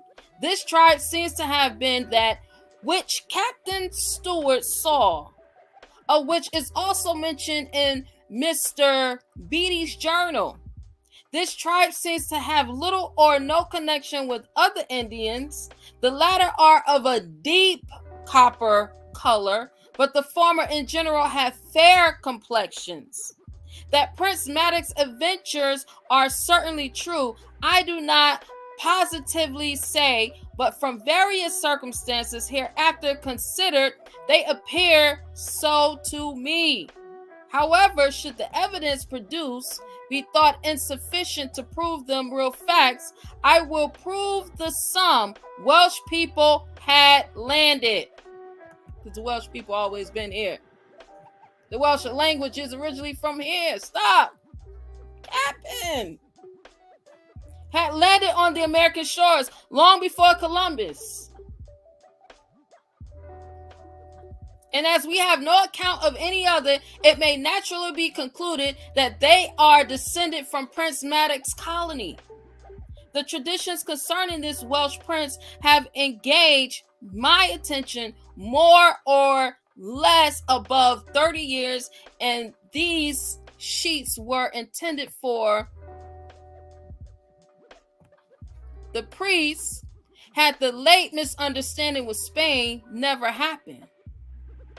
This subject, as far as I can learn, have never been particularly examined, though mentioned by various writers. I have therefore ventured to declare my opinion. Declaration, y'all. This is a declaration. That means it's backed upon truth and fact. And the reasons by which it is supported, in hopes that some more able and judicious antiquary will take into consideration to preserve connection, and particularly the reader will find some facts and remarks more than once mentioned. I hope that it will be executed as it appeared to me unavoidable. To beg the gentleman to whom I am obliged for much information to accept my grateful acknowledgments after author cited and the treaties have been constituted, excepting Francis Lopez de Gormo, Postel, Comp, Cosmo, and the seventh in decades of Peter Matter, to which I could have no accession or no access. That's what it looks like it might be. An inquiry, etc. That the original inhabitants of America were descended from our common parents, Adam and Eve, will admit, and no doubt, in form, figure, and in the powers of the mind, we are the same. The only difference between the Europeans and Americans was that the former were in a civilized state, and the other uncivilized. Adam and Eve, uncivilized, and their children. By whom? Uncivilized and their children.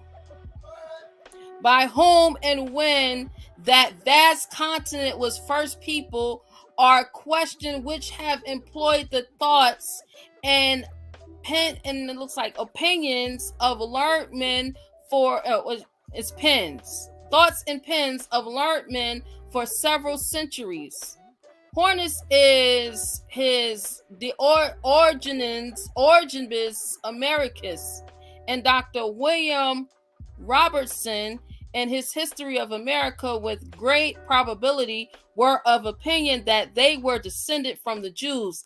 Canaanites, they were descended from the Jews, Canaanites, Phoenicians, Carthaginians, Greeks, and Scythians. And that I don't know which one that is, but Swedes, Norwegians, and Welsh and the Spaniards sent colonies thither in later ages.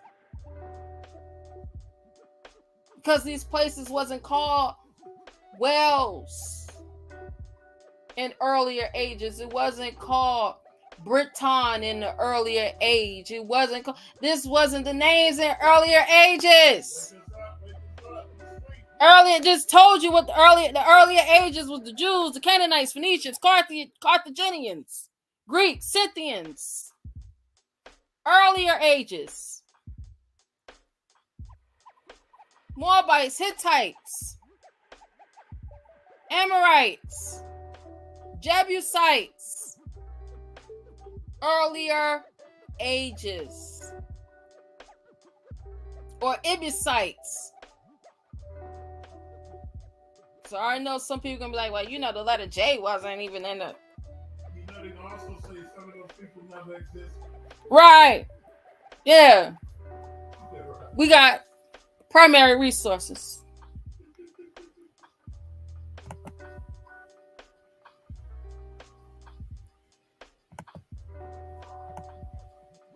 Says that America was originally peopled by some of the above nations seems most probable from the resemblance between the inhabitants and the animals of the northern regions of America and the inhabitants and the animals of the northern regions of Europe and Asia. If any are desirous of knowing the sentiments of different writers on this subject, let them consult the above authors in the discussion of this point. I am not concerned, my only design being to examine which of the European nations since the 11th century discovered the Western continent. None of them discovered. It was already here. Yeah, that's right. We would go back and forth, back and forth, back and forth, trading the entire time. Even after the Great Deluge, when we went to go and set up all these other kingdoms to repopulate the landmass, the world.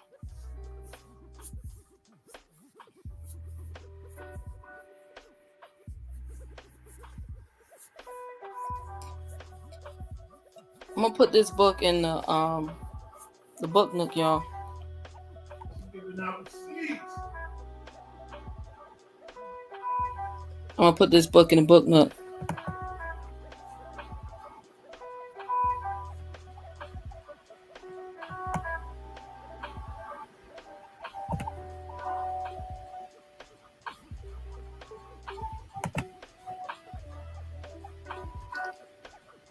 I'm gonna also, if anybody want to come up on the stage, I'm gonna put the link in the chat as well, so you can come up on the stage. If you got any comments, anything you want to share, the link is in the chat for everybody. We got Neil Bay on the stage. Peace, peace, peace. I mean, you've been dropping it. You cooking tonight. But I noticed in the chat where they said that's enough rice for everybody. That's enough rice for all of us. That's, you know, think about Norbert Ali said that we were plain rich back in the 1920s. Mm-hmm. So it ain't money that's our issue. He said money don't make the man. Islam. He says it's free national standards. We really don't know what to do with money. And you've seen that since you've been here with my family. I love my family. But you can put 20. That's crazy. You can put 20 million in their hands and they'd be broke tomorrow. Hillbillies. Straight hillbillies. And this is the majority of the people who live up and down the Mississippi River, not just my immediate family. And I think about what Noble Drew Ali shared with us many years ago. So we don't have a money problem. And we're not broke people. We just don't think. We don't think. We just do. No, it ain't no money problem. Definitely not a money problem. 66 million pounds just from South Carolina alone. That's one state.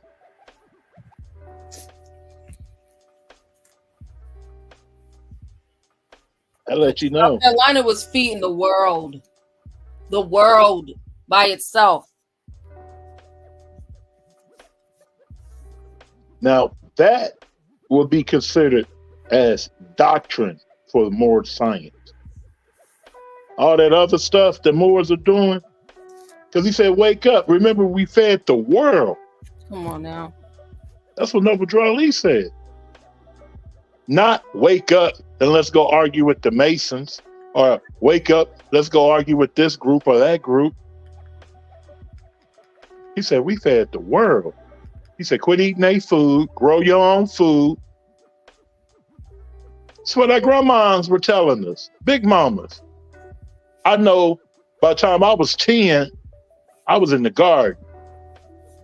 Grandma had me in the garden. I remember getting up when the chickens get to making that old sound in the morning. Mm-hmm. We know we got to get up and get it to it. We got work to do before going to school. And on the weekends, before you can do anything, you're going to get up and go help with the chickens. You're going to help. You can go do some picking, et cetera, et cetera. Later on that evening, you're going to have some green beans or something to do. You always got a chore. Our children today don't have any chores. That's right. Because I remember we used to go down south. Because, you know, we didn't have chickens up north. We go to the store. We go to the market and buy our chickens. We didn't have chickens outside in the yard. We didn't have none of that. Yeah, we got to take you to California. But what we used to do was, California got a zoo in the hood. It's crazy. But yeah, when we used to be down there for South Carolina, we'd be down there for 2 weeks, right? My father would take his 2-week vacation, and so we would go down there, and we would be up when the chickens get to hollering. We had to get up, and my grandmother, she would have us shucking corn, and come on now, that's that Mississippi talk. We would shuck the corn. Yeah. We would shucking corn and snapping peas. Come on with it. Yeah, all the children can do that now. That's easy for them to do. Snap some peas. And then, like, my brother, because my brother was a boy, he was the only boy. He used to have to go in the chicken coop and pick up the rocks. Yeah. That's when we used to do devious things to the chicken. Yeah, he had to go pick up the rocks and he had to feed the chickens. Yeah. But yeah, she had me and my sister on corn and peas duties because that's exactly what we was doing. Now just imagine these children doing that today. They'll tell you, you crazy.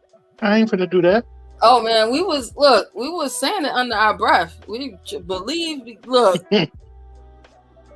Because we would go down there and my grandma would just talk about how spoiled we was. Y'all spoiled. Y'all don't know no real word. That's what my grandma used to tell us. She said, you know what? When they run out of food, because she always say America's going to run out of food. So y'all going to starve because y'all don't want to eat anything fresh. My people didn't want, when we were growing up, my sisters and brothers didn't want anything that grandma was cooking. They wanted restaurant food. And grandma ain't never giving you no restaurant food. Not at all. She don't care if you call your mama, your daddy, your other grandma.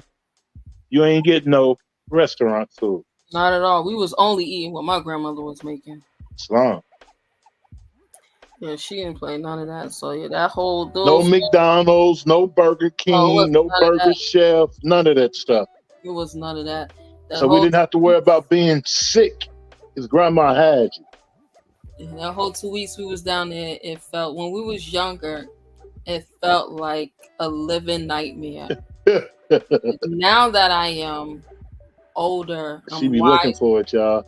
I understand exactly what grandma. I gotta take her to South Carolina so she could be with her family. Man, I get it now. Back then, I was a child. I didn't understand it, and I'm really going through a cultural shock because to come from, for real, to come from New York and come from Jersey and go down to South Carolina. Now to the Midwest. I was just like, woo. This? I was like, y'all, ain't no way I could live out here like this. This is crazy. Like, but one thing that we enjoyed. We really love the beaches. Why? Because we got to play with the whales. Yeah, I figured. Something you couldn't do back home. So we couldn't do back home, right? Because wasn't no playing with no whales back home. No. The whales will come up on the shore, and we will play with the whales. Yeah, that was like one of my favorite times on it. Was the beach, playing with the whales. Other than that, all the rest of the stuff, we was just like, this is slavery. Y'all couldn't tell us that we wasn't. She teaching you how to live off the grid and be independent. You want to call it slavery? We was calling it slavery. Oh, we were saying the same thing to our grandparents. We was calling her food slave food. Slop. I don't want no more of this slop. Lord forgive us. But yeah, that's what it was back then. We didn't understand what was really going on. Now I actually have an appreciation for it. And then, back then, adults really didn't explain anything to children. It was just like, you do what I say. Just do what I say. You listen. Boy, what I tell you to do. Don't ask no questions. I'm your dad. Yep. I'm your grandfather. That's exactly how it was. Live to get to my age, then tell me. Remember that one? Live to get to my age, then tell me. Hey, you be gone, homie. Man, do what I tell you to do. Do as I as I say, not as I do. All of it. Man, I can't wait till I get old enough to move out. Yeah. And then when I moved out, guess what I was saying? Miss your mommy now, miss home. Man, when I moved out and I was on my own and I was well in my 20s, I'm like, man, I wish I could go back home. I know you did. I moved out at 16. I wish. Yeah, I moved out when I was 16. But when I was well in my 20s, I was like, man, I'm tired of being an adult. I don't want to be an adult no more. I want to go back home. I don't want these responsibilities. Ain't no going back, homie. Ain't going back. I mean, I got my wish. It was granted. It's called the Abraham degree. Man, it was definitely granted to me, but I didn't know life was going to be lifing. Abraham degree. You grown, you go your way, and I go my way. Be fruitful.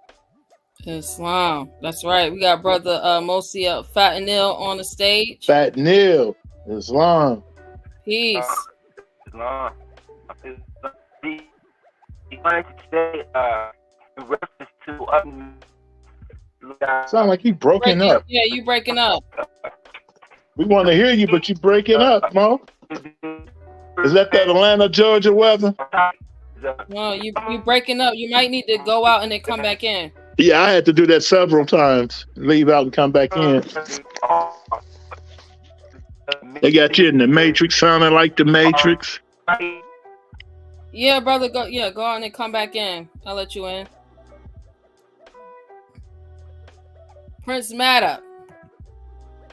According to one popular version of the legend, Maddock, alleged to be a Welsh prince, landed near the site of present-day Fort Morgan on Mobile Bay and established a Welsh colony more than 3 centuries before Columbus's first voyage in 1492. Additionally, the Welsh caves located beneath DeSoto Falls in Minton, DeKalb County, contain evidence of human habitation that many other legends believers claim to have been left by him and his followers. General consensus among scholars and professional archaeologists, however, rejects this and other versions of Maddox's story as highly implausible, if not impossible. Yeah, they don't want it. They want the 1492 Columbus story to ride. Anything else? Nah, they gotta go. It's out of here. Brother OCL, you gotta connect your you gotta connect your microphone in order. I'm gonna let you in.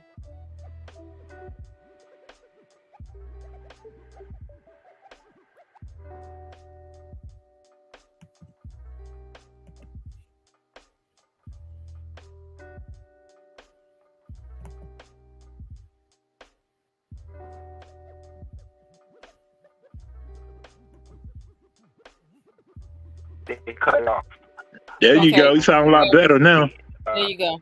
And then even locally, when we got limited knowledge and circles living within the range, there's a lot of range going on. Man, bro, you still going. Brother Fat Neil, they got you in the Matrix. The Matrix. These things I'm saying, because I realized I'm accumulating.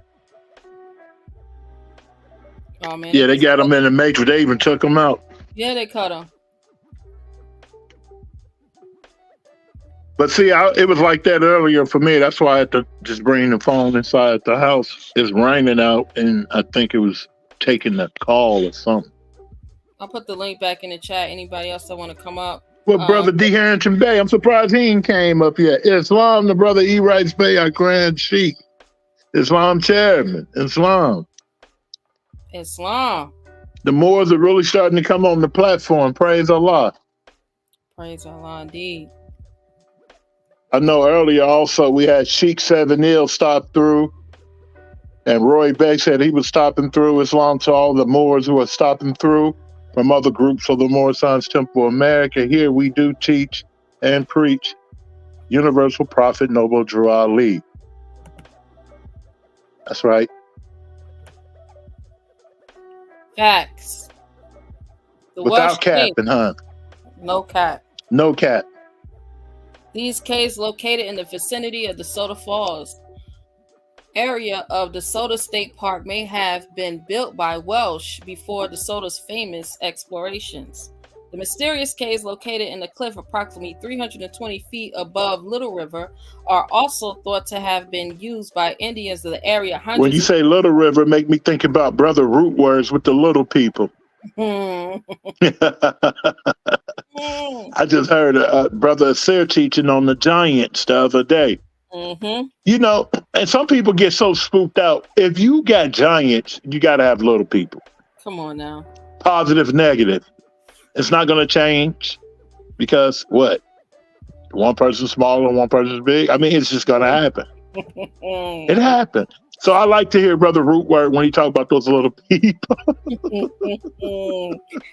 As above, so below. And we got to remember. Little people, big people. That's right. And we got to remember more. We still got little people today. We still got little people today. And we still got big people today. And we still got giants today. Shaquille O'Neal is a what? Yeah, most of them play in the NBA. Facts. If not, they somewhere in the circus somewhere, considered as, a strange, weird freak of nature.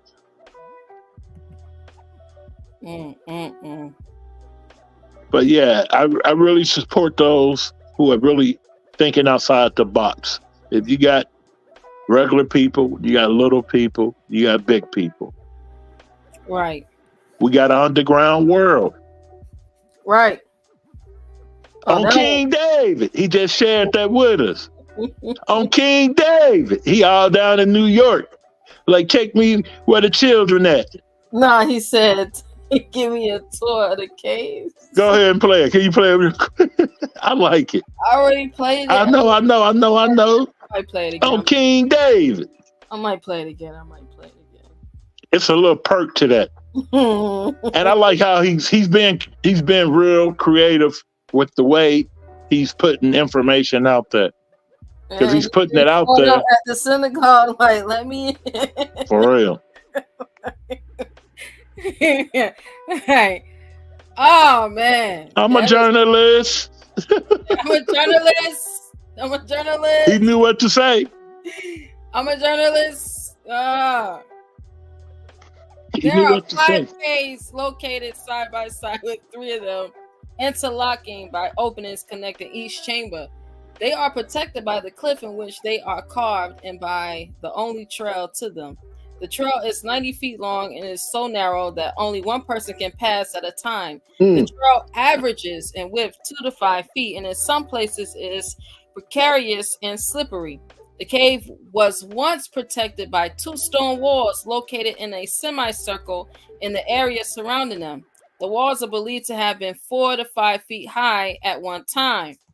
They were stuck together with a material which Indians never used. At that's left of the wall are mounds with occasional, now they said Indians never used, but then they start talking about mounds. Come on, y'all. Y'all know. You know they be lying. Y'all know what it is? Are mounds with occasional rises with judith rocks. According to former park manager Doyle Benfield, the walls were built up fairly well at one time. He said the stones of the walls were carried off by people of the area for use as stepping stones or to build chimneys. Historians say that Indians could not have built the caves due to the fact that none of the tribes of this area were familiar with the art of excavation. No, because them is not real Indians. They lying. Native Americans. And when you ask these Native Americans what they built, they tell you the only thing they ever built was teepees. You know, they be doing a lot of lying, but you know what I like to put together? Hollywood, Smithsonian, and what's those 2 that did all that traveling? The Clark and Lewis and Clark. All of them been lying to us, y'all. They've been doing all this research, finding all this information, and they never give us accurate information. They always mix it up, truth and falsehood, strangely mixed. They have to. Like Cahokia. What was the reason for them to destroy the mounds underneath the mounds that we know of today? They say there was other mounds that they destroyed. And then remember, they destroyed Big Mound. It's all across the river. Exactly. Why? What is that telling us? We know Noble Drew Ali tell us signs and symbols for the conscious mind.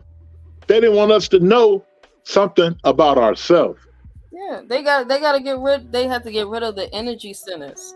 That's right. They get rid of the energy centers, then they start to take away our power and authority because we're connected to the energy centers.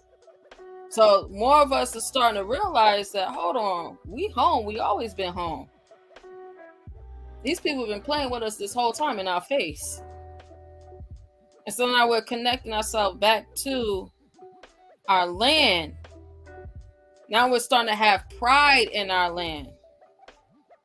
For a long time, we have rejected home. We have rejected America because this is what was taught to us to do. Excuse me, did you call this home, sister? Yes, I called this home, brother. Africa is home. What are you talking about? For you. How are you going to deny Africa? Brother, I don't know how you're going to deny Africa. That's between you and your African brothers and sisters. You know, all the temples teach that we come from out of Africa. I don't know what that is, because when I again, shout out to my master teacher before I came to the temple, Siddha Dukatis. He ain't never teach me that. Never. Are you telling me Asir don't teach that we come from Africa? No. Say what? No, he didn't teach me that one. No, sir. Brother Mosey, your family were Moorish American Muslims with the Prophet. Did they teach that we come from Africa? No, I didn't learn that one. I started getting that when I started visiting temples. I'm glad. You know, that was gonna be my next question, seriously. Who indoctrinated us with that thought and that concept? I honestly never heard of it until I started visiting temples. And I'm glad you're being real with that. Because the temple has done some damage to Moorish Americans, to the public, with lies and falsehood from the enemy. Yeah. All that Pan-African stuff, all these years. You know, they used to call me slow because I used to say, man, y'all believe in all that stuff? Because this doctor said it, this professor said it. Now it's the Al-Haq. Yeah. We use scholarship. Dr. John Henry Clark. Dr. Ben. Dr. Ben, Dr. John, you saying them? Mm-hmm. What's the dude? Browder? Anthony Browder. They use all this with their Holy Quran. Mainly in prison. Anthony Browder, the Browder Files. Naeem Akbar for psychology. I can go on and on and on. The list goes on and on and on of books of information. And all of them are saying it from a Pan-African perspective. Exactly. All of them.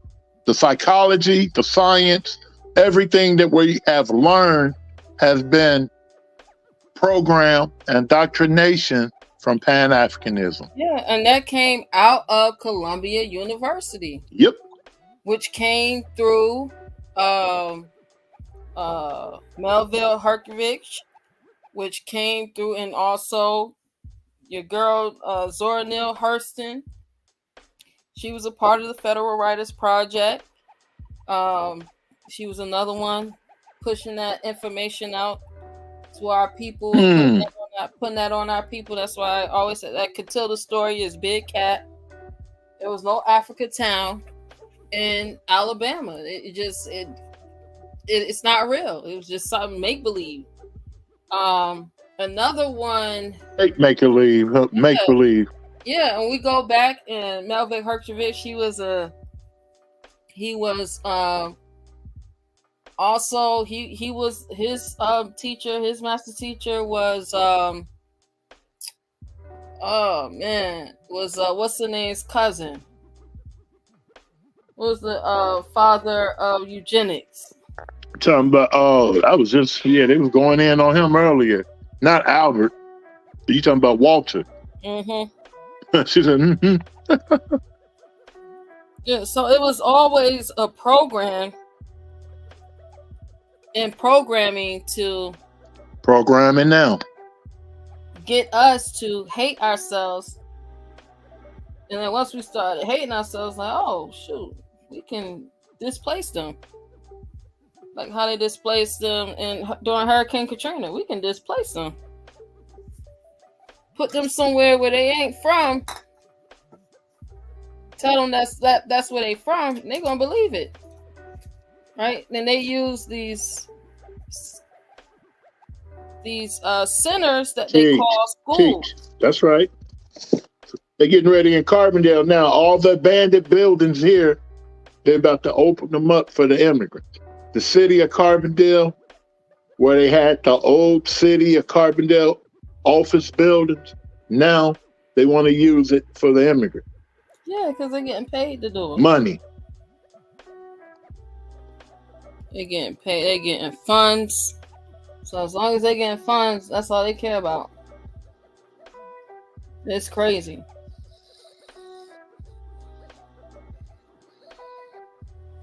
Says that the legend and folklore of Prince Madoc has that the Welsh explorer may have landed in Baldwin County, Alabama, long before Hernando de Soto. Because he did. Long before. That's because he was originally from here.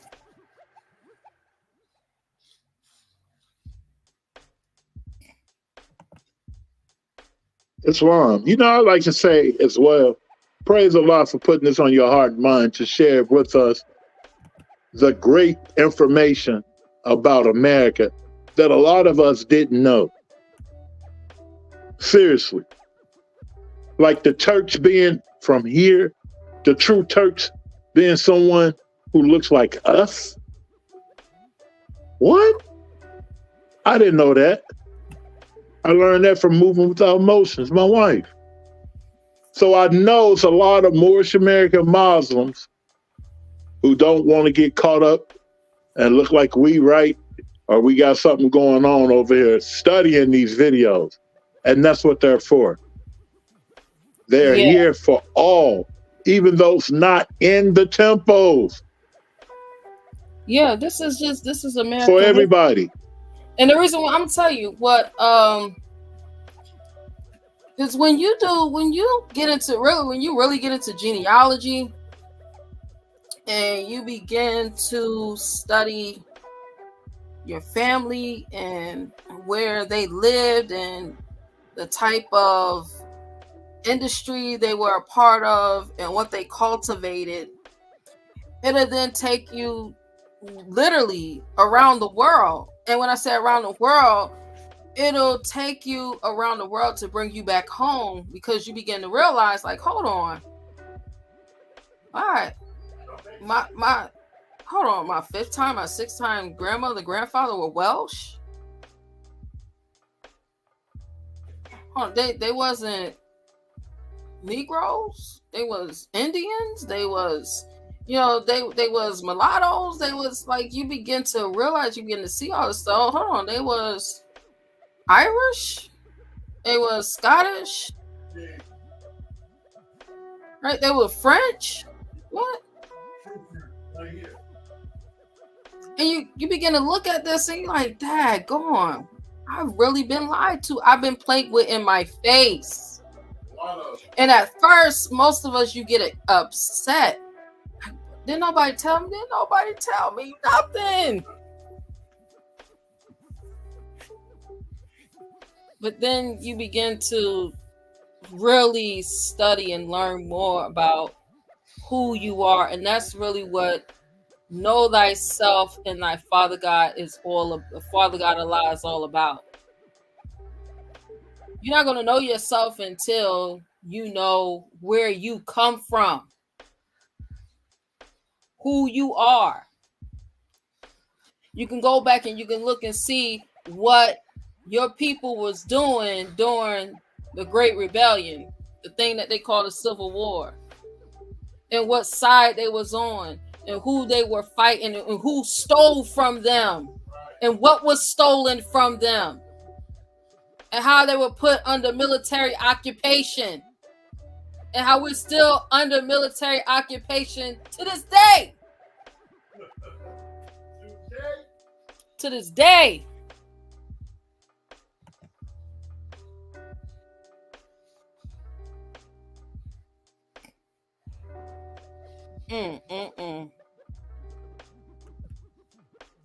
This is a map of the several nations of Indians to the northwest and southwest Carolina.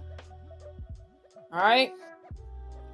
It says this map describing the situation of the several nations of Indians to the northwest of South Carolina was copied from a draft drawn and painted on a deerskin by an Indian cacique and presented to Francis Nicholson, Esquire, Governor of South Carolina, by whom it is most humbly dedicated to His Royal Highness George, Prince of Wales. George, Prince of Wales.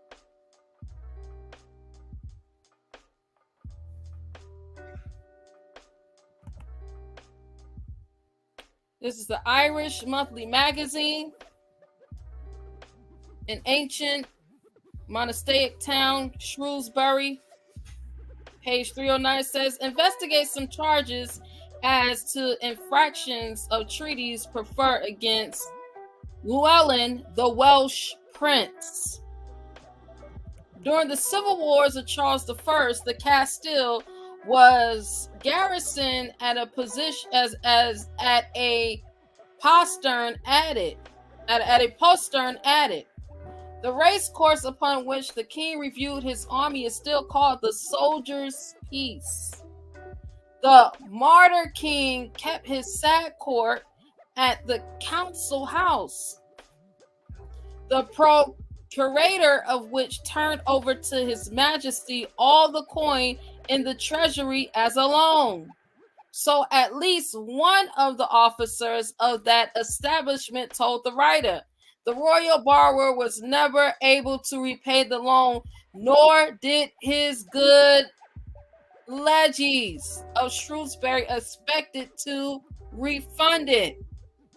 Probably they had delicately conveyed as a loan what they were ashamed to offer the fallen monarch as a gift. As became the head of the church by law established, Charles I, during his stay, showed great zeal for the Protestant religion. But though of a very high church principles, he did not dream of calling himself a Catholic. He went in state to the chief church, beautiful St. Mary's, and there took a protestation in the sacrament upon it to defend the Protestant religion established by Queen Elizabeth of his royal father, James I, son of Mary Stuart, a martyr for the Catholic faith. That man's trying to look a certain way, but be another way. Come on now. Look a certain way, but be another way. Noble Drali spoke about those type of ones, too. That's right. But why not be Catholic? Catholics back then was running everything. Because everybody came to them for all authority, all power. You see, King Charles, Prince of Wales, was like, nah, G-Ball, I'm good.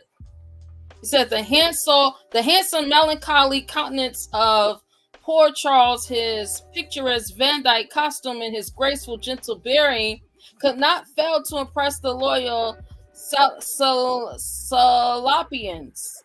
His swarthy air. That let you know he was one of us. They were one of us. Excuse me. Swarthy air. You gotta hear it. Signs and symbols for the conscious mind. His swarthy air. Prince Charles of Charles, Prince of Wales. His swarthy heir, Charles, Prince of Wales, and his beautiful boy James stood on either side of the doomed monarch as he addressed them, surrounded by stout cavaliers. He was swarthy. You know how we get around the yard and we get to building with each other. You know, it's a nice day, sun out. Yeah, that's us all day long. He was swarthy. Mm-hmm. Oh.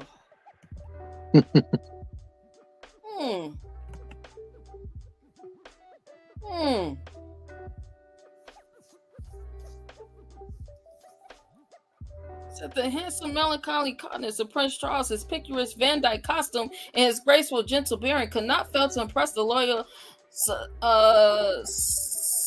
Salopians. His swarthy heir, Charles, Prince of Wales. Not nappy. Not nappy. He's saying his heir and his beautiful boy James stood on either side of the doomed monarch as he addressed them, surrounded by stout cavaliers.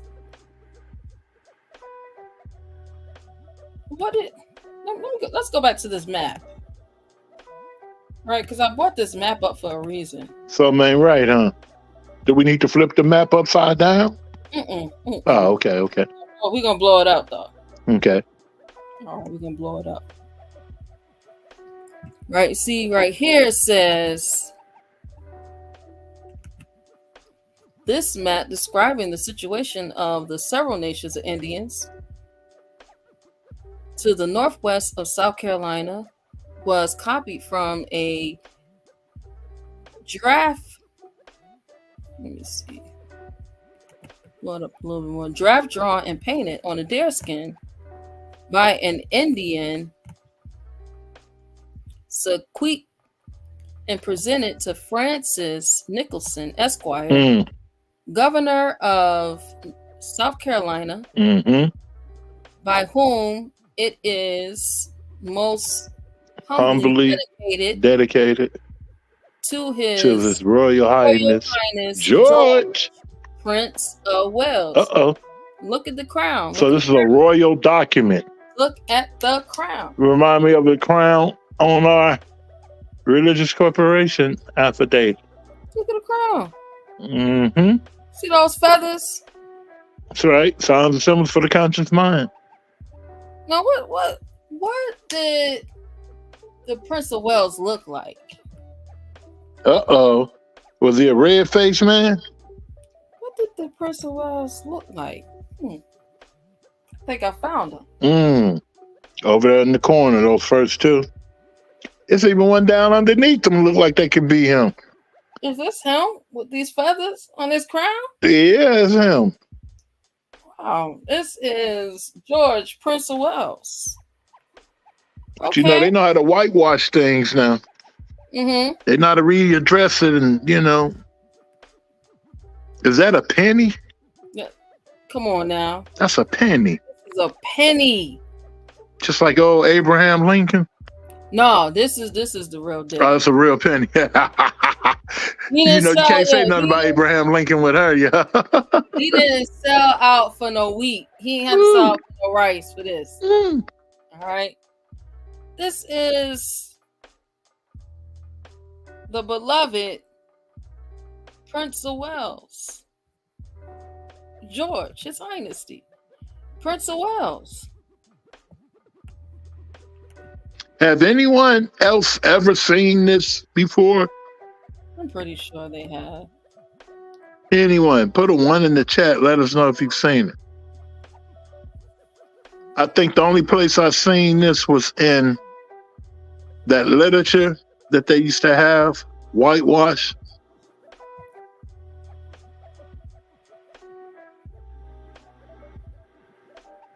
I guarantee you ain't nobody seen it before, yeah? Anybody know what's in his hand? Talk to him. Anybody know what's in his hand? Okay, so he got on. Look like he ruling something.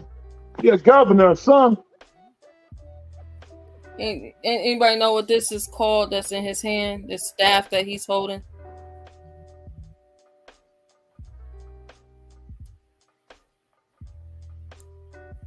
Anybody? That's right. His Majesty the Magnificent. Oh, that's right. It's a trident. Ain't nothing but bigger. I wanted to say it, but I don't want to say it because, you know, that's what we use in GDism.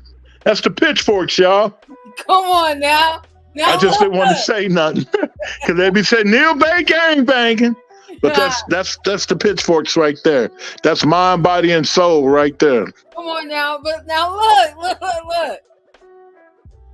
Who in history is known to have this and utilize it, and who is said to have powers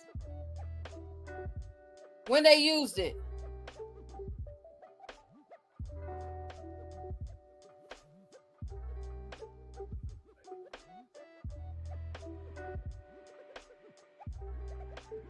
Come on, y'all. Let's Google. Ask Sheik Google. Yeah, there you go. Sheik Google will tell it to you. Ask Sheik Google. Sheik Google will tell it. Woo! Now y'all notice it say 792, right? Because that first letter is a J.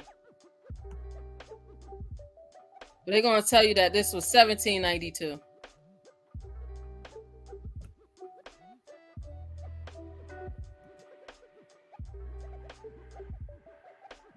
All right, y'all. So it's Poseidon. All right, it's Poseidon. Now that tells us that Poseidon was a Greek mythical figure. All right, here's a Greek mythical god. But King Charles, or Prince Charles of Wales, His Royal Majesty, who has his own Barbados coin, his own money, has it in his hand. Lil babe, what you say represent? That represent to us mind, body, and soul. You give it up, you dedicate it to the nation. Your mind, your body, and your soul. Yep. Now, do you think maybe perhaps that the chairman knew what he was utilizing when he chose that symbol? Yes. You know, like maybe it was his ancestors that was guiding him and leading him, right? Because none of this is just, you know, oh, I'm one day I'm just gonna think about creating, you know, an organization and I'm just gonna do whatever. You know, like no, this you got to be guided. You are being guided.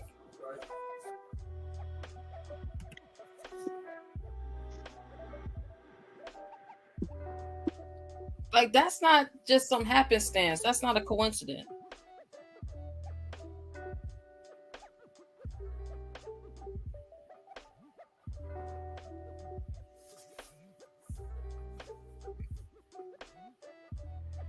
Like you can't make this up, y'all.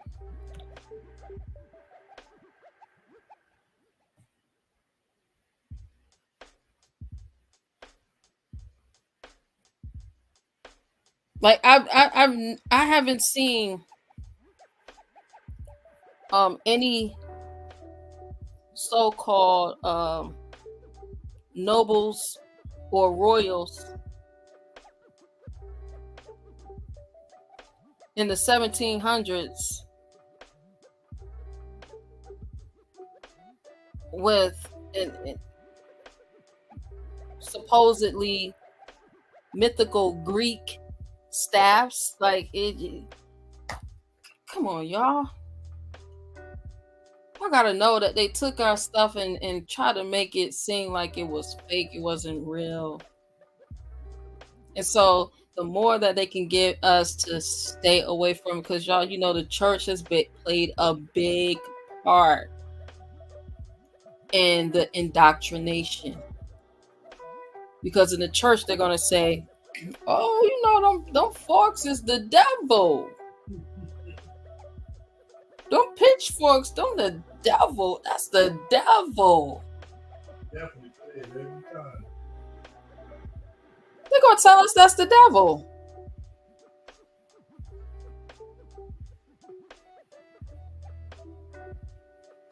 Then they teach us that the devil is walking around with pitchforks in hell.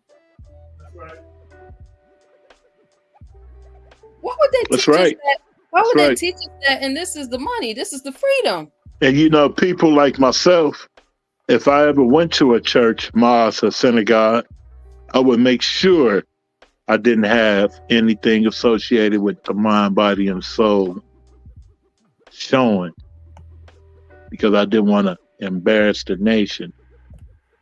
All along, you should be in there shining your light. Yeah, representing to the fullest.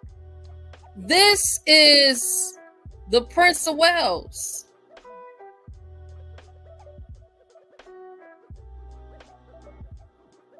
Showing his wealth, his authority. He's on the money, literally.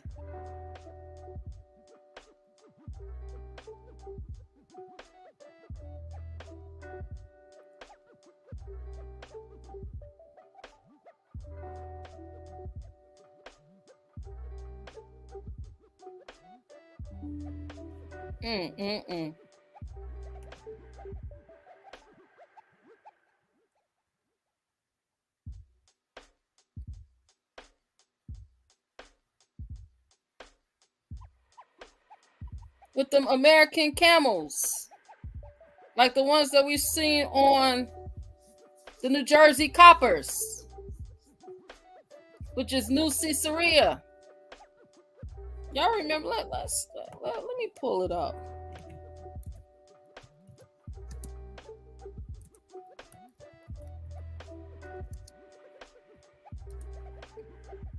Because you know we forget sometimes.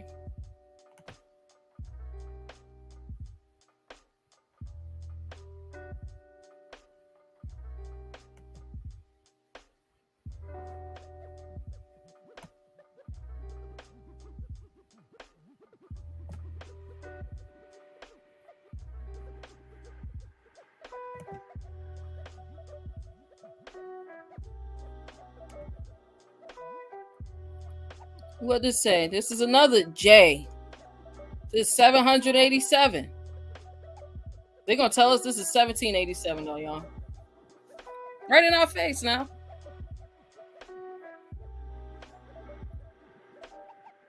$787. This is the year. 787. This is how old America is so old. E pluribus enum is so old.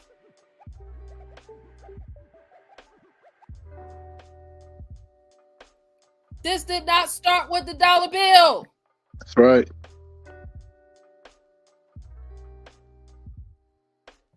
Ancient. I'm gonna keep letting them play it in our face, though, y'all.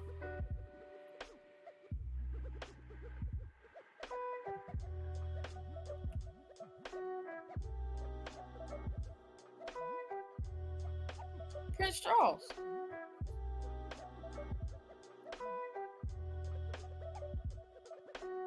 Wow.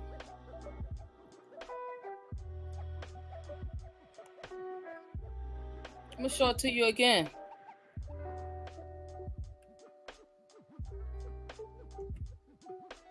Because we got receipts. Not scared to give up the receipts. Yeah, that mind, body, and soul is very powerful. See, we take it and use it in the negative when we should be using it in the positive.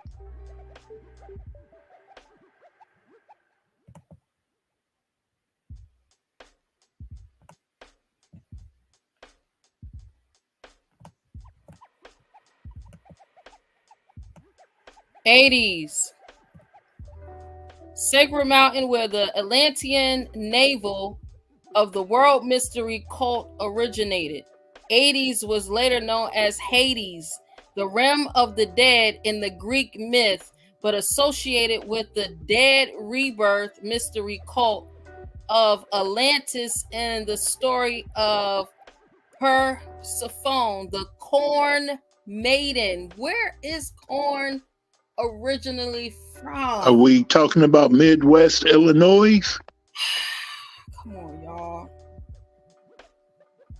Come on. We gotta wake up. We've been asleep and they keep telling us this is the devil. This is evil. Why are you wearing that pitchfork? That represents the devil. And when you laugh at them, then they call you a devil.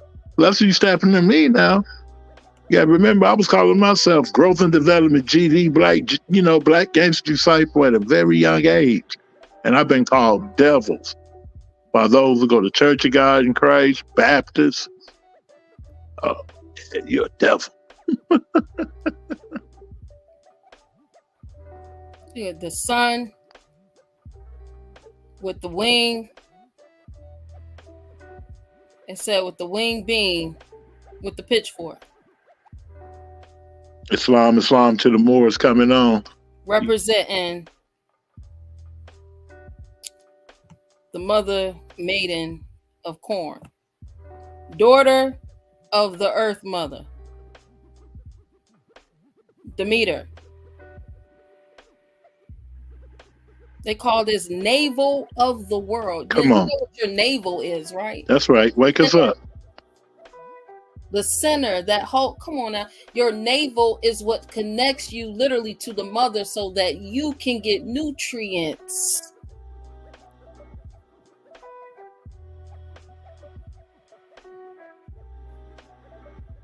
They so quick to cut off.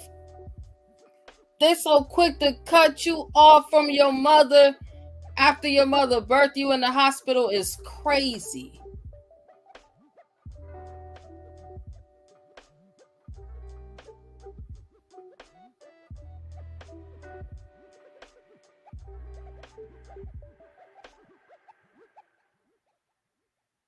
Your navel is what connects your blood. This is where you get your blood from. You get your blood source from your mother. She got it from her mother, and her mother got it from her mother, and her mother got it from her mother. Come on, wake us up. Wake us up. Her mother. Generations after generations. Know thyself. It's long. And they teaching us and telling us this is evil.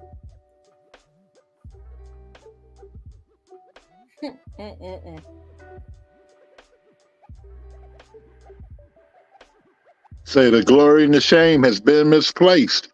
Crazy.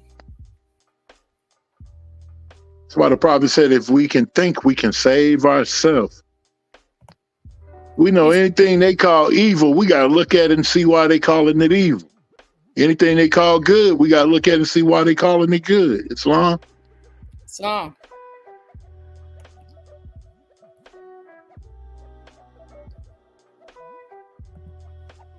Islam, Islam. I see the Moors coming on. We got Brother C. Pray for Ill. We got our sister, who I don't want to mess her name up, Mayata Bay. My sister Mayati Bay. Islam. Mayata Bay, Islam. I see them on. They're on Facebook working with you. Islam. Islam. Peace out to everybody on Facebook. It's the last source I'm gonna share for the night. We're gonna wrap it up. I'm gonna give some more. I'm gonna give some solutions. All right. So this. So you're not just talking. There are solutions to our problems. Oh yeah, it's always solutions. Praise Allah. No slandering, no gossiping, no backbiting. No, you ain't got to do that when you really when you look. Praise Allah. When you really teach in real life, you ain't got to go into what Moors was doing in the 1920s. Check. You ain't got to go to what Moors was doing in the 1980s and the 1990s. Okay, check. You ain't got to go into what Moors ain't doing today. Okay, check. When you're really teaching. Uh-huh. When you're really teaching, you're just going to go into the history books. Okay. And you're going to be able to show and prove that. Hold on. You talking about the books that we have written as Ills and Bays, or you talking about real history, world history? What's up? World history books. Oh, wow. Yeah. World history books. You're going to be able to show and prove that Prophet Noble Drew Ali wasn't just saying things. So if they want to argue, they have to argue with your receipts. You got to argue with the sources. Mm. Because if I got what? 1, 2, 3, 4, 5, 6, 7, 8, 9, 10, 11, 12, 13, 14, 15, 16, 17, 18, 19 sources, 20 sources that I showed just on chapter 9. And I ain't even really going to chapter 9. I just built off of grain, the word grain.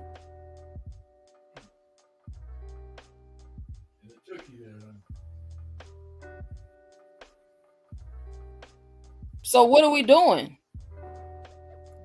If you're a true Moorish teacher and you teaching real history, where you ain't talking about you're not focused on nobody else's grain but yours, then this is all you got to teach. Islam. How to build heaven on earth for you and your family. Come on. You're going to be able to cultivate the minds Because you literally have, you got to understand that you have not only do you have your peers, right? But you also have those that's older than you, and you have those that's coming up behind you. And so your peer, the ones that's coming up that's older than you, right? They're going to be able to give this same history and teach this same history to their great-grandchildren.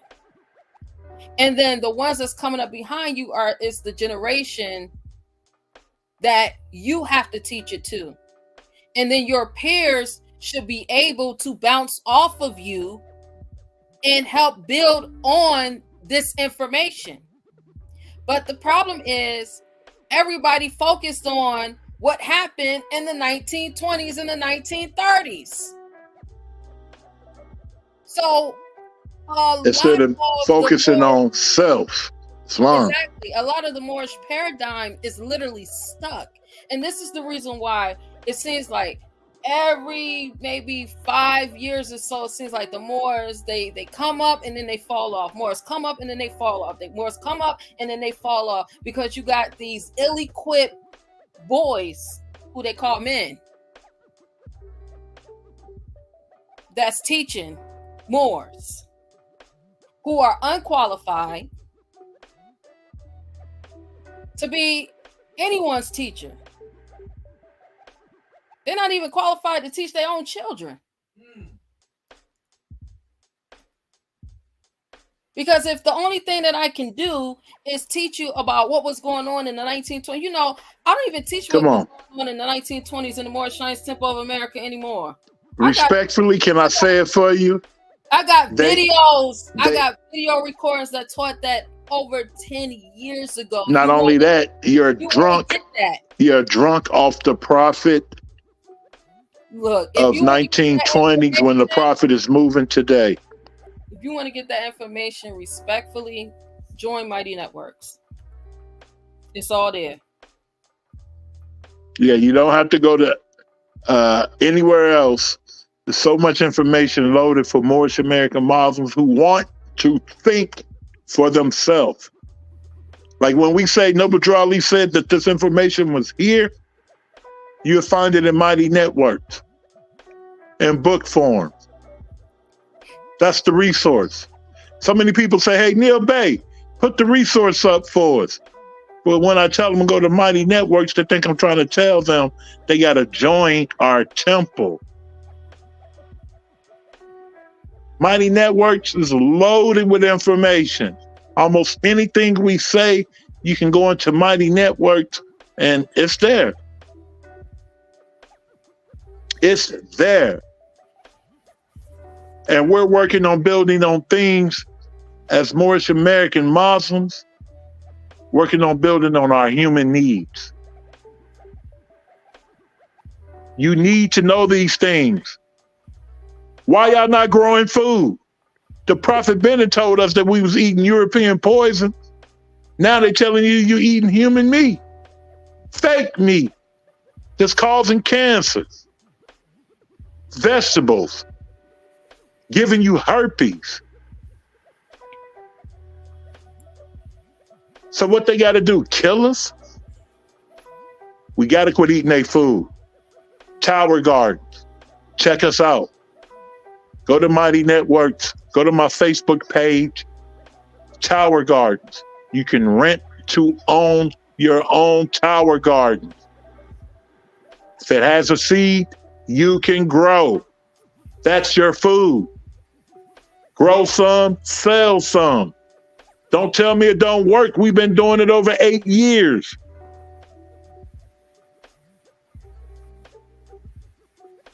Food, shelter, and clothing. The Moors been talking as long as I've been in the Moorish Science Temple of America. It's time for us to have. We have not because we think not to have. That's Islam. Let's get it.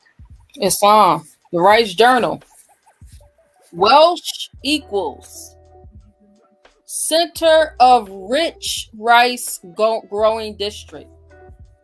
Situated in the midst of let me blow this up some more. Situated in the midst of one of the most fertile sections of the Great Prairie region in southwest Louisiana. somewhat west of the geographical center of Jefferson Davis Parish, is the beautiful and thriving little city of Welsh, center of one of the richest rice-producing sections of Louisiana Rice Belt. One has but to view the beautifully graded gravel streets of the city to look upon its substantial buildings, see the many evidences of progress as shown in the municipal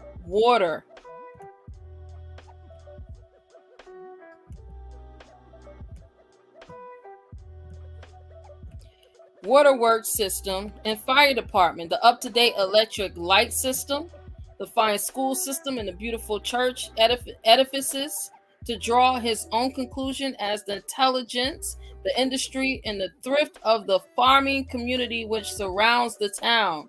It has been said that the country tributary to Welsh is populated by the most intelligent, the most industrious, and the most thrifty farming population to be found in all South Louisiana. One has but to view the city to become convinced that this assertion is true. A drive through the country surrounding the beautiful little city serves but to prove the impression given to the little city itself. This is rice, y'all.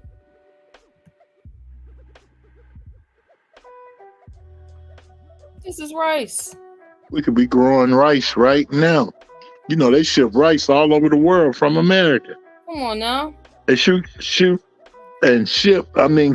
corn from here over to China, all over the world. Again, we got to start growing our own food. Come on now. And look, this is, y'all. Says the farming population of Welsh rice region is about equally divided between the native Creole rice planter and the northern farmers who were first attracted to this wonderfully fertile region in the early days of the rice industry during the years just preceding the opening of the present century, while the farmers from the north are on the whole given to the cultivation of a larger acreage of rice than their Creole neighbors. The latter are perhaps more strongly given to a diversification of crops and more nearly fulfill the present day tendency of intensive farming, which permits the farmer to live at home and board at the same place.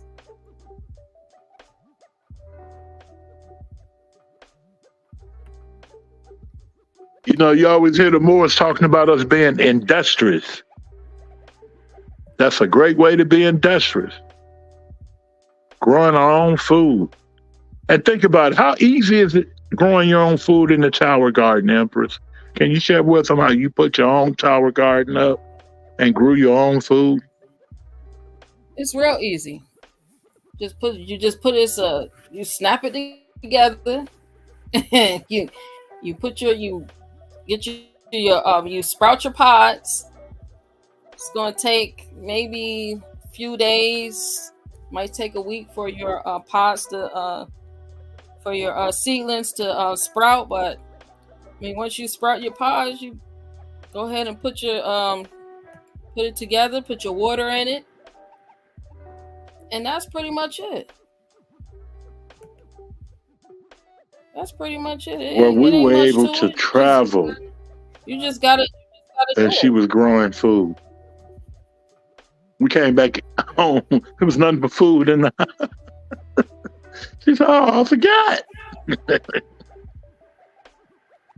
Yep. About every 30 to 40 days. Oh, quicker than that. Oh, it was quicker than that. Yeah, your leafy greens are gonna be about a week and a half, 2 weeks. You can start eating off of it. A financial bunker for scary times, right? Because we also want to always provide solutions. We want to provide solutions and want to give advice. Like, you ain't got to take it, but we're going to give it anyway, right? So I suppose there was a financial instrument with a track record stretching back 1,400 years that was so solid it could survive the Great Depression intact, that earned untaxed interest at a competitive rate that could be borrowed against it at will, regardless of credit conditions. and that could be used by individuals as well as major corporations and banks as a safe harbor during economic turmoil. You call it a financial bunker for scary times, and you be talking about mutual whole life insurance. This is not life insurance that only pays when you die. Say Mutual what? whole life. Oh yeah, you can borrow at will, right? It has Facebook, y'all hear this? Sheiks, y'all hear this? Yeah, it lasts through the Great Depression, right? Matter of fact, it said over 1,400 years. Right, it says mutual whole life is a kind of insurance our parents and grandparents owned in the good old days.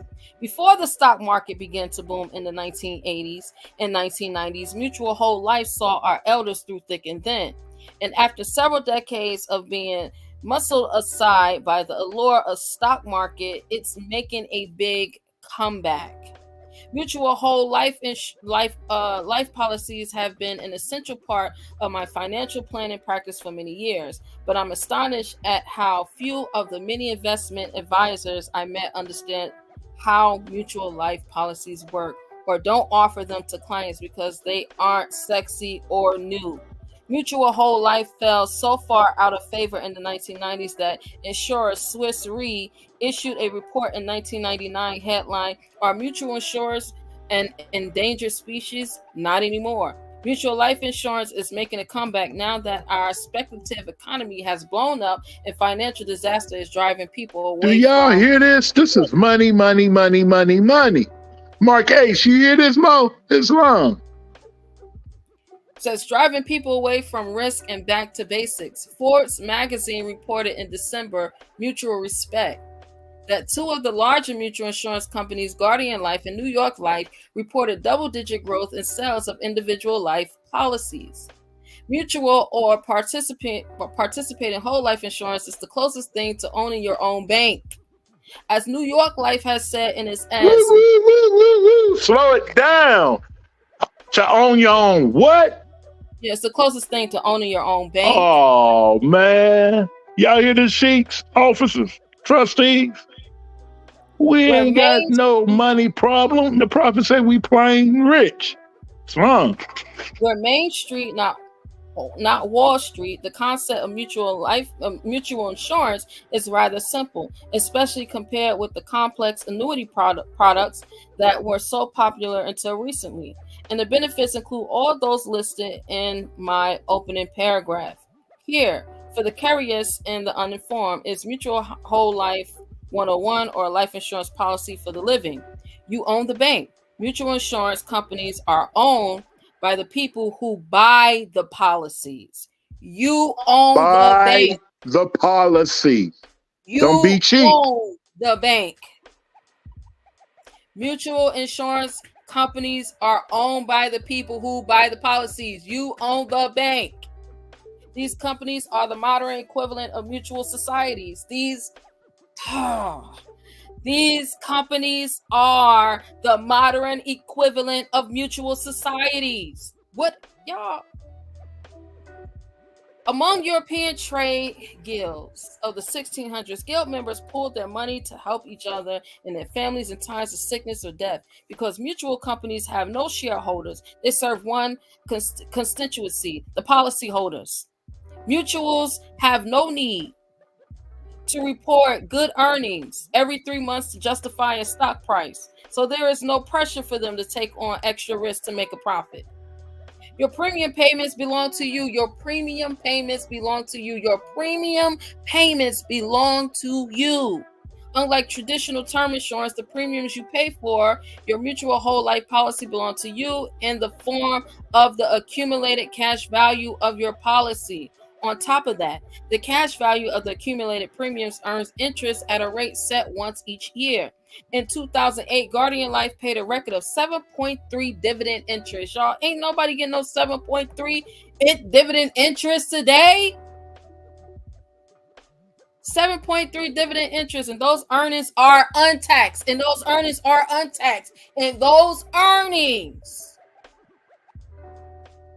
Moors don't like to be taxed. Those earnings are untaxed. They ain't gonna tax us to death now. You see the sister in the chat, she dropping it with you. Islam. Islam. Those earnings are untaxed. Welcome, Brother Van. That's spectacular compared to last year's over 30% decline in the stock markets, bank CD paying under 2% taxable or money market rates under 1% taxable.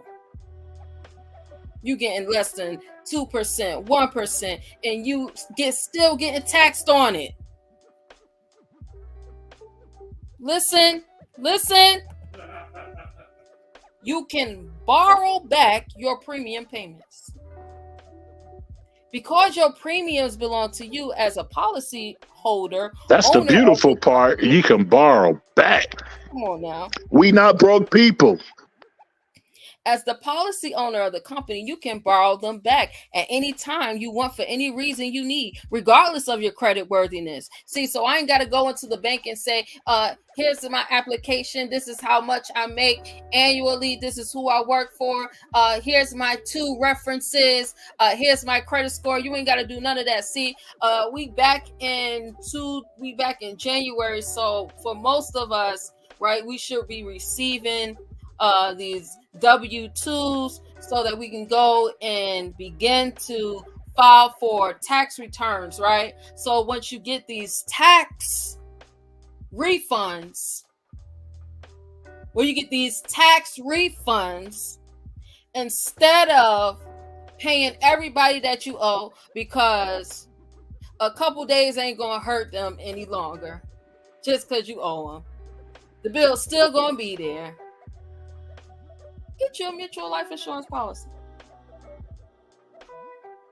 You can borrow the premium once you pay for it. You can borrow it. You can get it back. And you earn interest. So not only are you getting the money back that you put in, which is your premium, but you also earn interest. Says the death benefit of the life insurance will be reduced by the amount you borrow, and you will lose the interest you would have earned, but you can choose to pay the interest as you would for any loan, except you are paying yourself instead of the stockholders of the bank. If you pay the loan back as well, the death benefit goes back out. So what happens if you borrow, say, tax refund, $20,000. I put $20,000 into a mutual life insurance policy. Then I borrow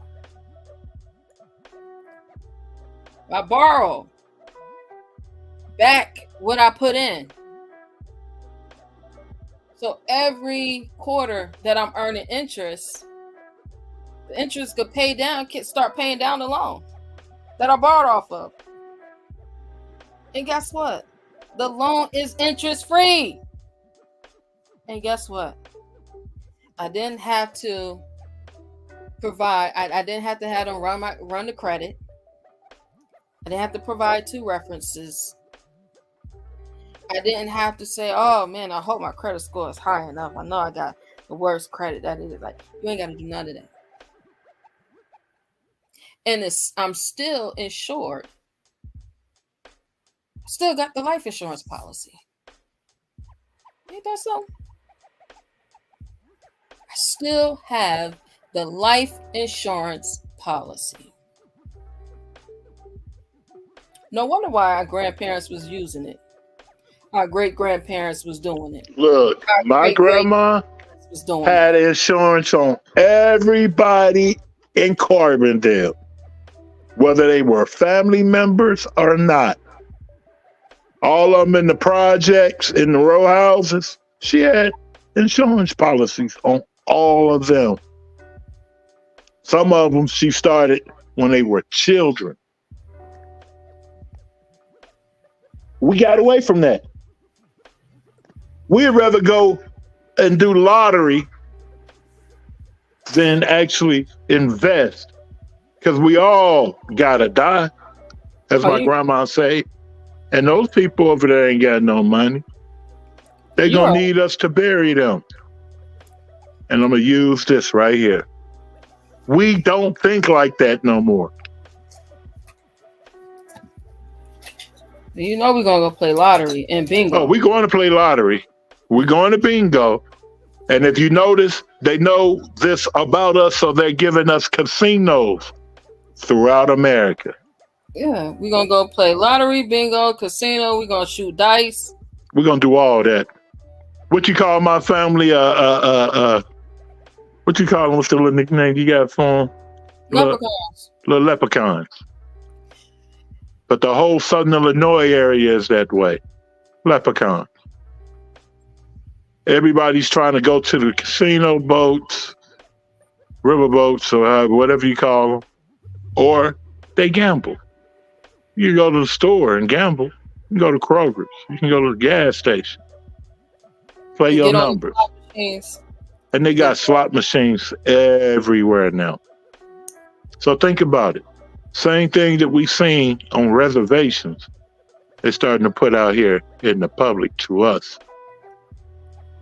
Slot machines, dispensaries, program after program. And we ain't getting none of that money. We ain't getting none of it. We ain't getting nothing but service. So we got some work to do. Huh? It's on.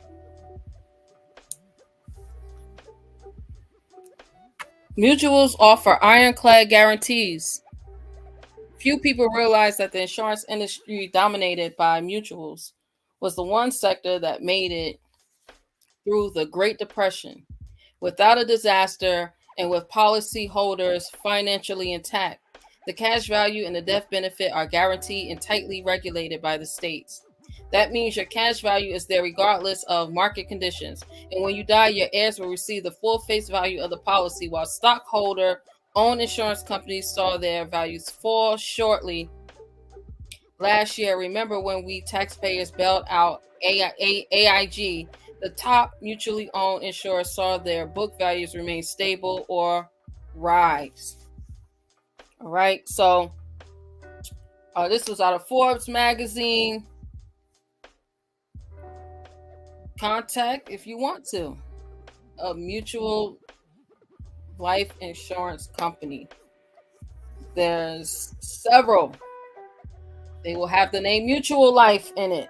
And our sister is saying y'all can contact her in the chat on Facebook as well. Let's go. She's working with Prime America. She said she can show you how to turn that investment into money where you're not hurting yourself.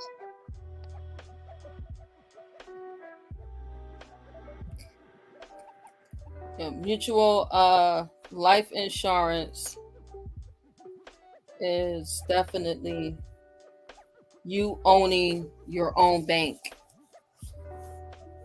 So that is an option. Right? If more of us went and made sure that everyone in our home was insured, right? We're talking about the wealth, our wealth being turned around immediately.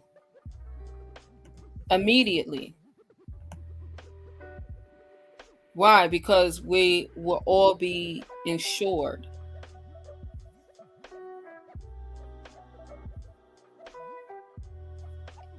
All right, the world would definitely treat us differently.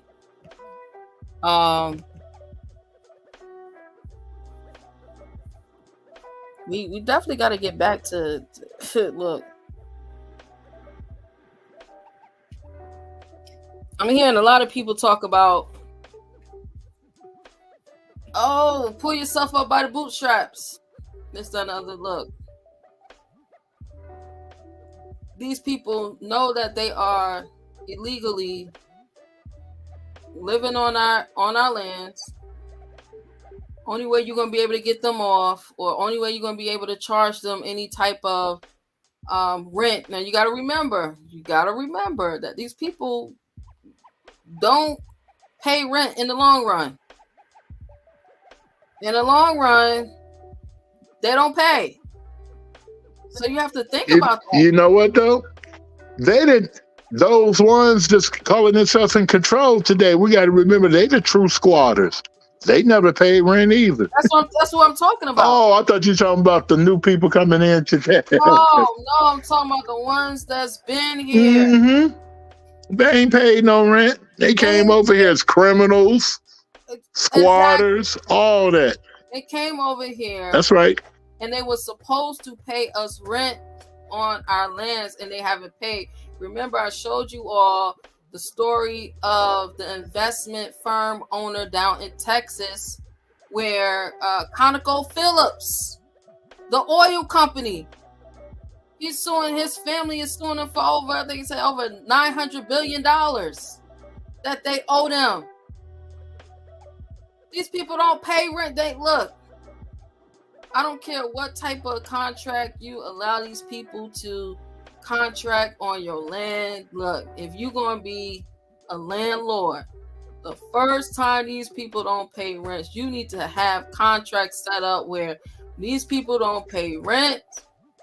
You need to have UCC1 liens. There go the use of the UCC. There you go. Yeah, this is what you use it for. You need properly. Yeah, you need to have liens on these companies. You need to have it set up where you allow other companies to come in and buy their debt. Like, y'all gotta learn how to contract right. You're gonna allow these people to once you find your family's lands, and these companies and these people are just sitting on it, you gotta be able to. You're gonna have to be a real landlord. You're gonna have to be a true landlord, because if you don't, then you gotta think about the other generations, right? You have to instill into the other generations the importance of holding on. Once you find the land, you gotta think about it. A lot of us, our lands have been taken from us since the 1800s, the 1900s. Just stolen. That's right. Come on now. So if our great grandma's land. Let's go. Stolen. You have to instill into the other generations that's coming up behind you the importance of keeping the land in the family. Or else we will become like beggars.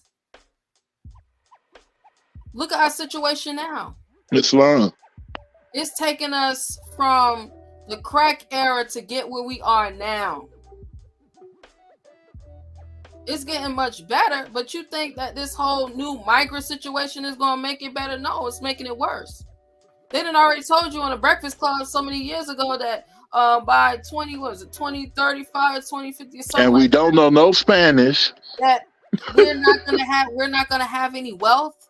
These people have planned this out for us not to have any wealth. It's been planned. Our wealth is in our land. If y'all don't stop playing and go and get your family's land back and stop letting these people play in your face.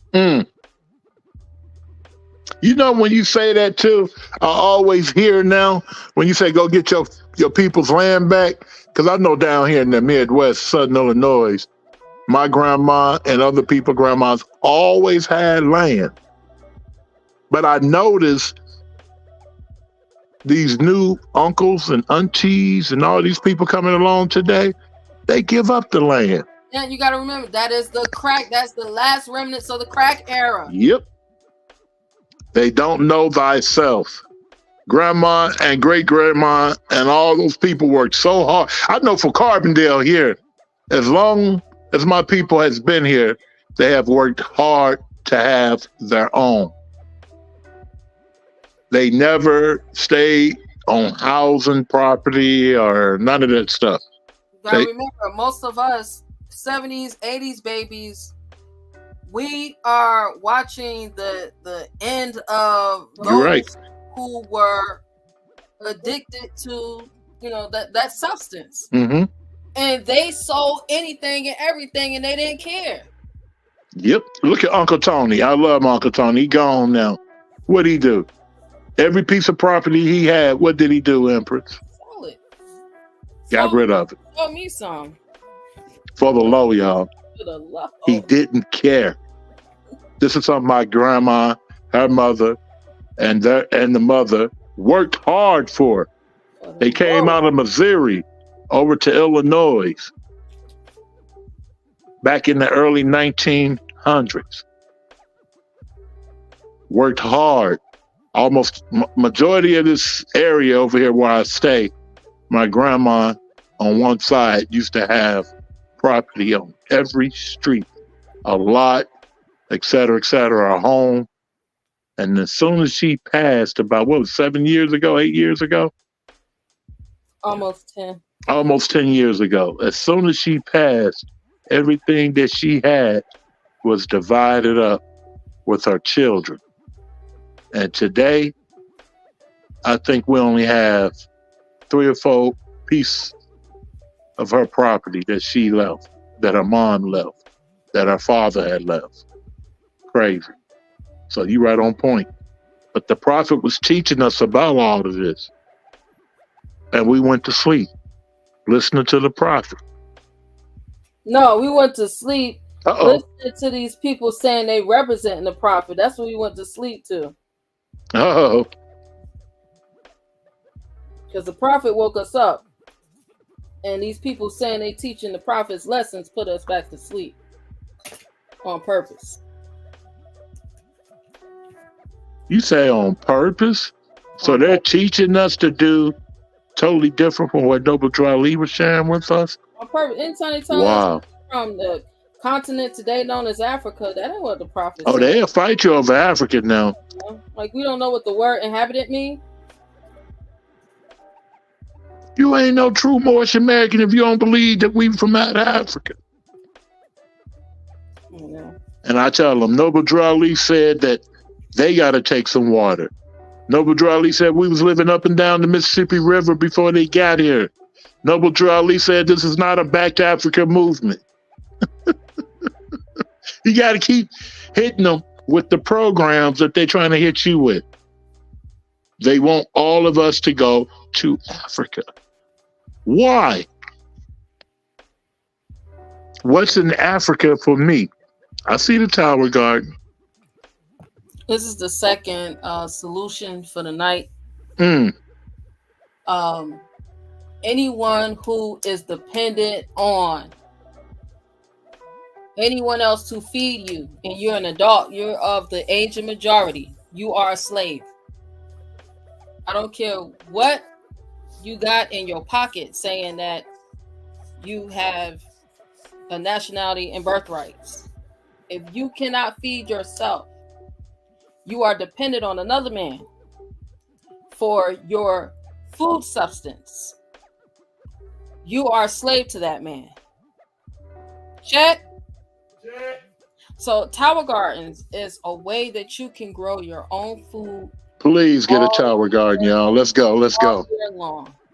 All year long. Let's go. Now, just imagine if every society amongst us, every family amongst us were growing their own food. We can do business with each other overnight. So when we started this for the temples. We wanted every temple with us to do what, Empress? Yeah, I set up what's called the Noble Dry Lee Greenhouse Initiative. And what we did was we purchased heirloom bulk seeds and gave all the households seeds. And we had Tower Gardens. All they had to do was get their own Tower Garden. And we grew enough food for our homes and grew enough to be able to give a portion back to the temple. So the way that the program works is the temples, your local temples, have to get a parcel of land or they're growing in one of the members' backyards or something where they're growing, because there's certain food that you can't grow in a Tower Garden inside the home, but you can grow it in the ground outside, right? And so the temple is supposed to give a portion of that back to the homes within the temple. And then the temple should have enough left over to then sell to the local farmers market, to sell to the grocery stores, because this is going to bring income in. So it's similar to you having a solar setup in your home, and you have so much energy that you're free energy that you're bringing into your home, that you're selling energy back to the energy company. Please excuse me. Please excuse me, Empress. A check. Please excuse me. I'm in the chat, and you know how I am when it comes to EBT. The sister put in the chat, Tower Gardens accepts EB as well. So there's no excuse. Yeah, she's talking about the seeds can be purchased with EBT. Yeah, the seeds can be purchased with EBT. I didn't know that. So now you can rent to own, you can use EBT. There's no excuse for us to grow our own food and quit eating. She's talking about for the seeds. For the seeds. Yeah. Yeah, she's not talking about for the actual, the machine. She's talking about No. If you can get the seeds off of EBT, it's still like for free. Yeah. So there's no excuse for us not to grow food. Right. So if you have at least 7 of you or in the same community that's doing it, right? So now you come together, and this should be the mindset of everyone within your community. Get 7 like-minded individuals in your community that wants to do this. So now you all create your own private membership association. And within the private membership association, right, you got a farmer's market, you have a education center, you have a parcel of land where you're just doing this, and this is just food. Right? You can get a chicken coop and put some chickens out there.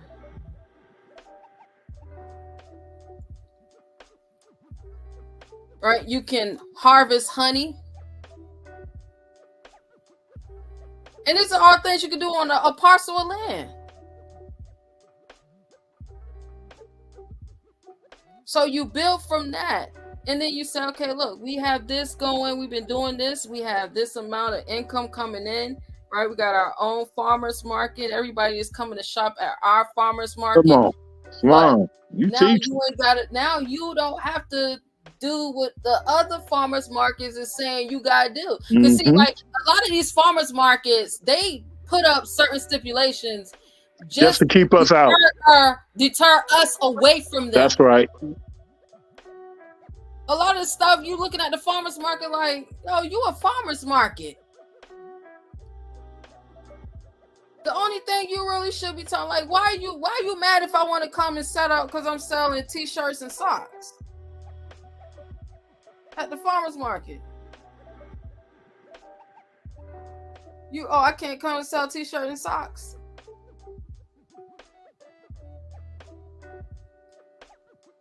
Or I can't come and be a reseller of books. I would have to have authored these books in order for me to resell. Man, come on now. Y'all playing games. Y'all only want us if we doing stuff that we're making from scratch. Like, this is the stuff that farmers markets are saying.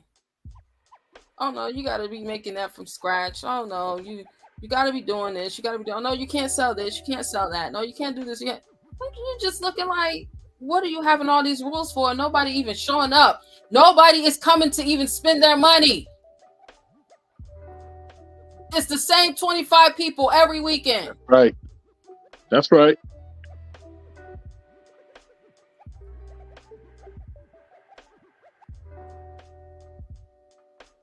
Set up your own farmers markets within your own community.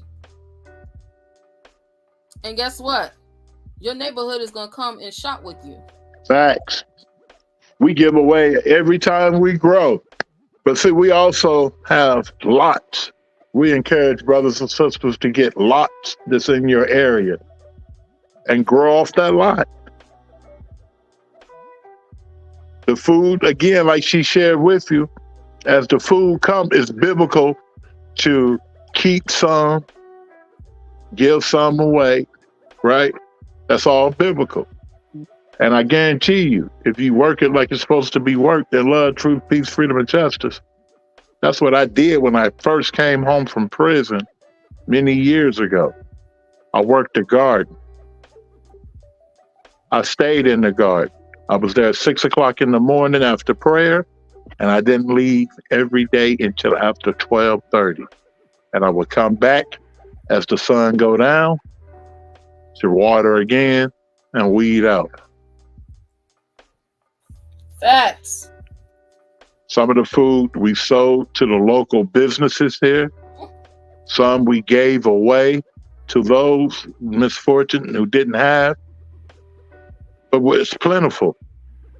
I mean, think about it. Greens, onions, all that, just plentiful. If you got 7, look, y'all, if you got 7 of y'all in the same location, and everybody got a tower garden, you could be doing microgreens. Like you can dedicate a portion of your tower garden to just microgreens, and you could be selling those microgreens to your local grocery stores. They will purchase locally those microgreens. Shout out to Sister C.K. Mays. Her and her husband and family were the first Asiatic family in Carbondale, Illinois farmers market. She's in the chat on Facebook, and also her husband took the time out when I stayed in their garden to work the garden with me. And sometimes he would bring others from his family to help. So yeah, shout out to the Mays family, Orland, Chastity. And if you're in the area, get with her. Get with her, because when it comes to business, she's thinking for us, by us.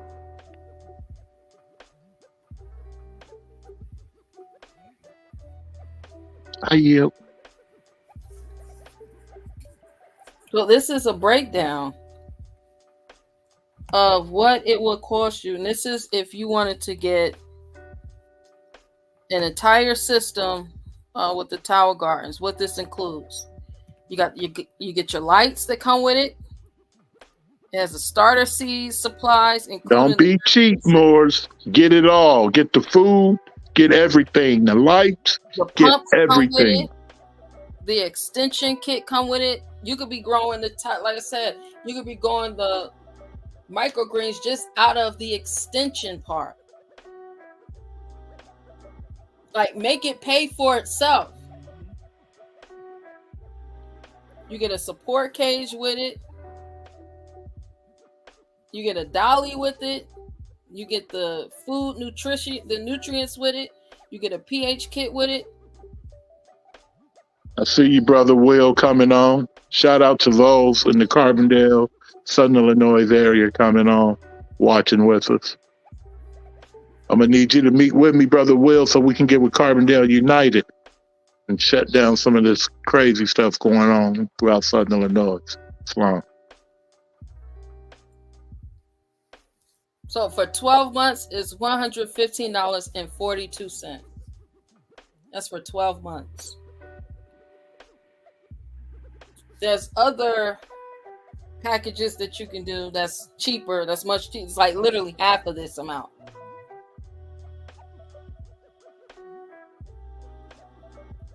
But you won't get all of that with it.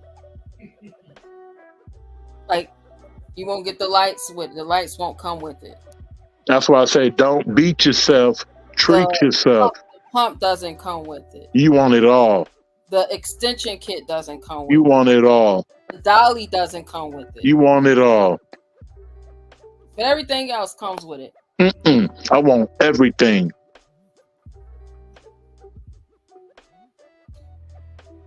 And if we can do it for 3 or 4 different temples, plus our own home, you can do it. No excuse. That's why we sharing it with you.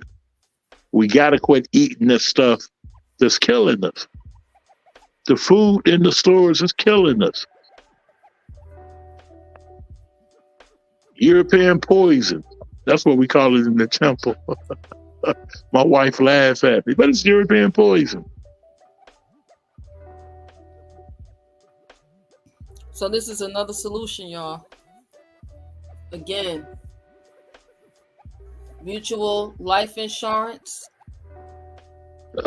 Yeah, I'm still thinking about how we can have our own bank. If all of us was to tomorrow, if we all said, look, all of us gonna go and get a mutual life insurance policy or some type of life insurance policy, they would literally stop shooting us down in the streets. Why?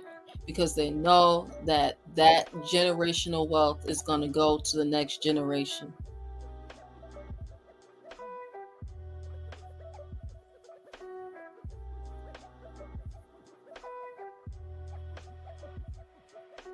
So with that, we're going to close out here, y'all. It's almost 11 o'clock my time, Central Standard Time. I want to shout out to everyone who came on, participated, who showed up. Sister Mayati Bey, His Majesty the Magnificent Ill, Brother D. Harrington Bey. Florida. Well, we got Moors all around with us tonight. Praise Allah.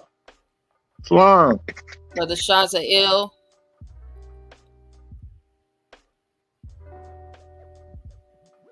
Yeah, you in Florida, North Carolina, and a couple other places you hit. Supreme Grand Sheikh Clarence, praise the ill. Islam. That's Baltimore to VA. To DC. Islam. Islam. Shout out to everyone who came on. Again, anyone at any time, you can always check these videos out. Indeed. We always have these available. You can go and you can check on the live builds. You can also check on the other videos that we have uploaded here. If you want any more information about Moorish Science Temple of America, I'll put the link in the chat. You can reach us at www.mstahhr805.co. For those who like more information about membership application. If you filled out a membership application, please make sure that you respond to the emails that we send you. Once you submit your membership application, we always send you an online interview. Make sure that you answer all 16 questions. We need you to answer all 16 questions.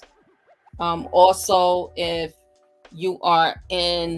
you're looking for assistance with setting up your trust and your estates and your ministries and your foundations and your tribal associations, you can reach out to Amexem Enterprises LLC at www.amexementllc.com. All right. I'm going to put the link for the Tower Garden and put it in the chat for you as well.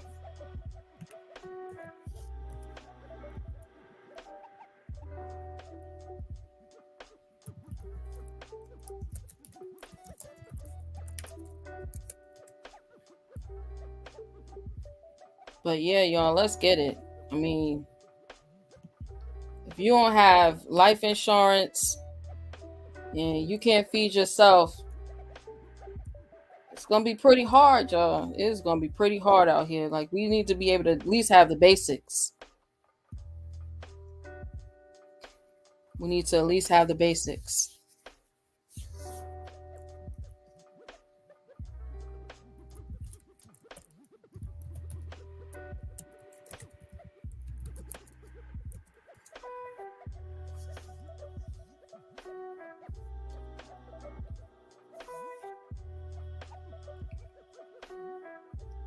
I want to again thank everybody for coming out, participating.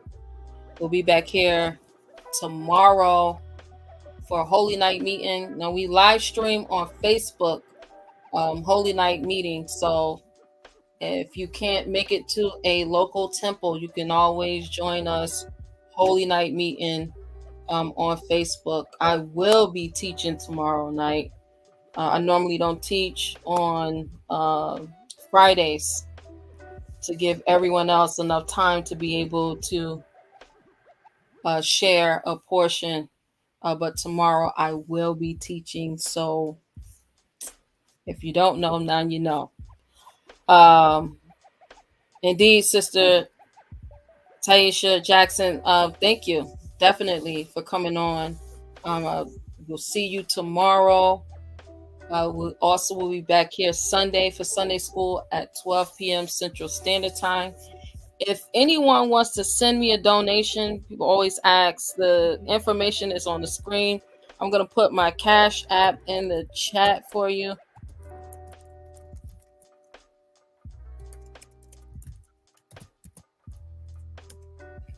So you can send a donation.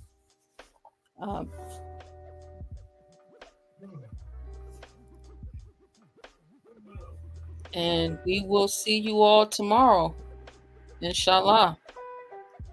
Have a great rest of your evening.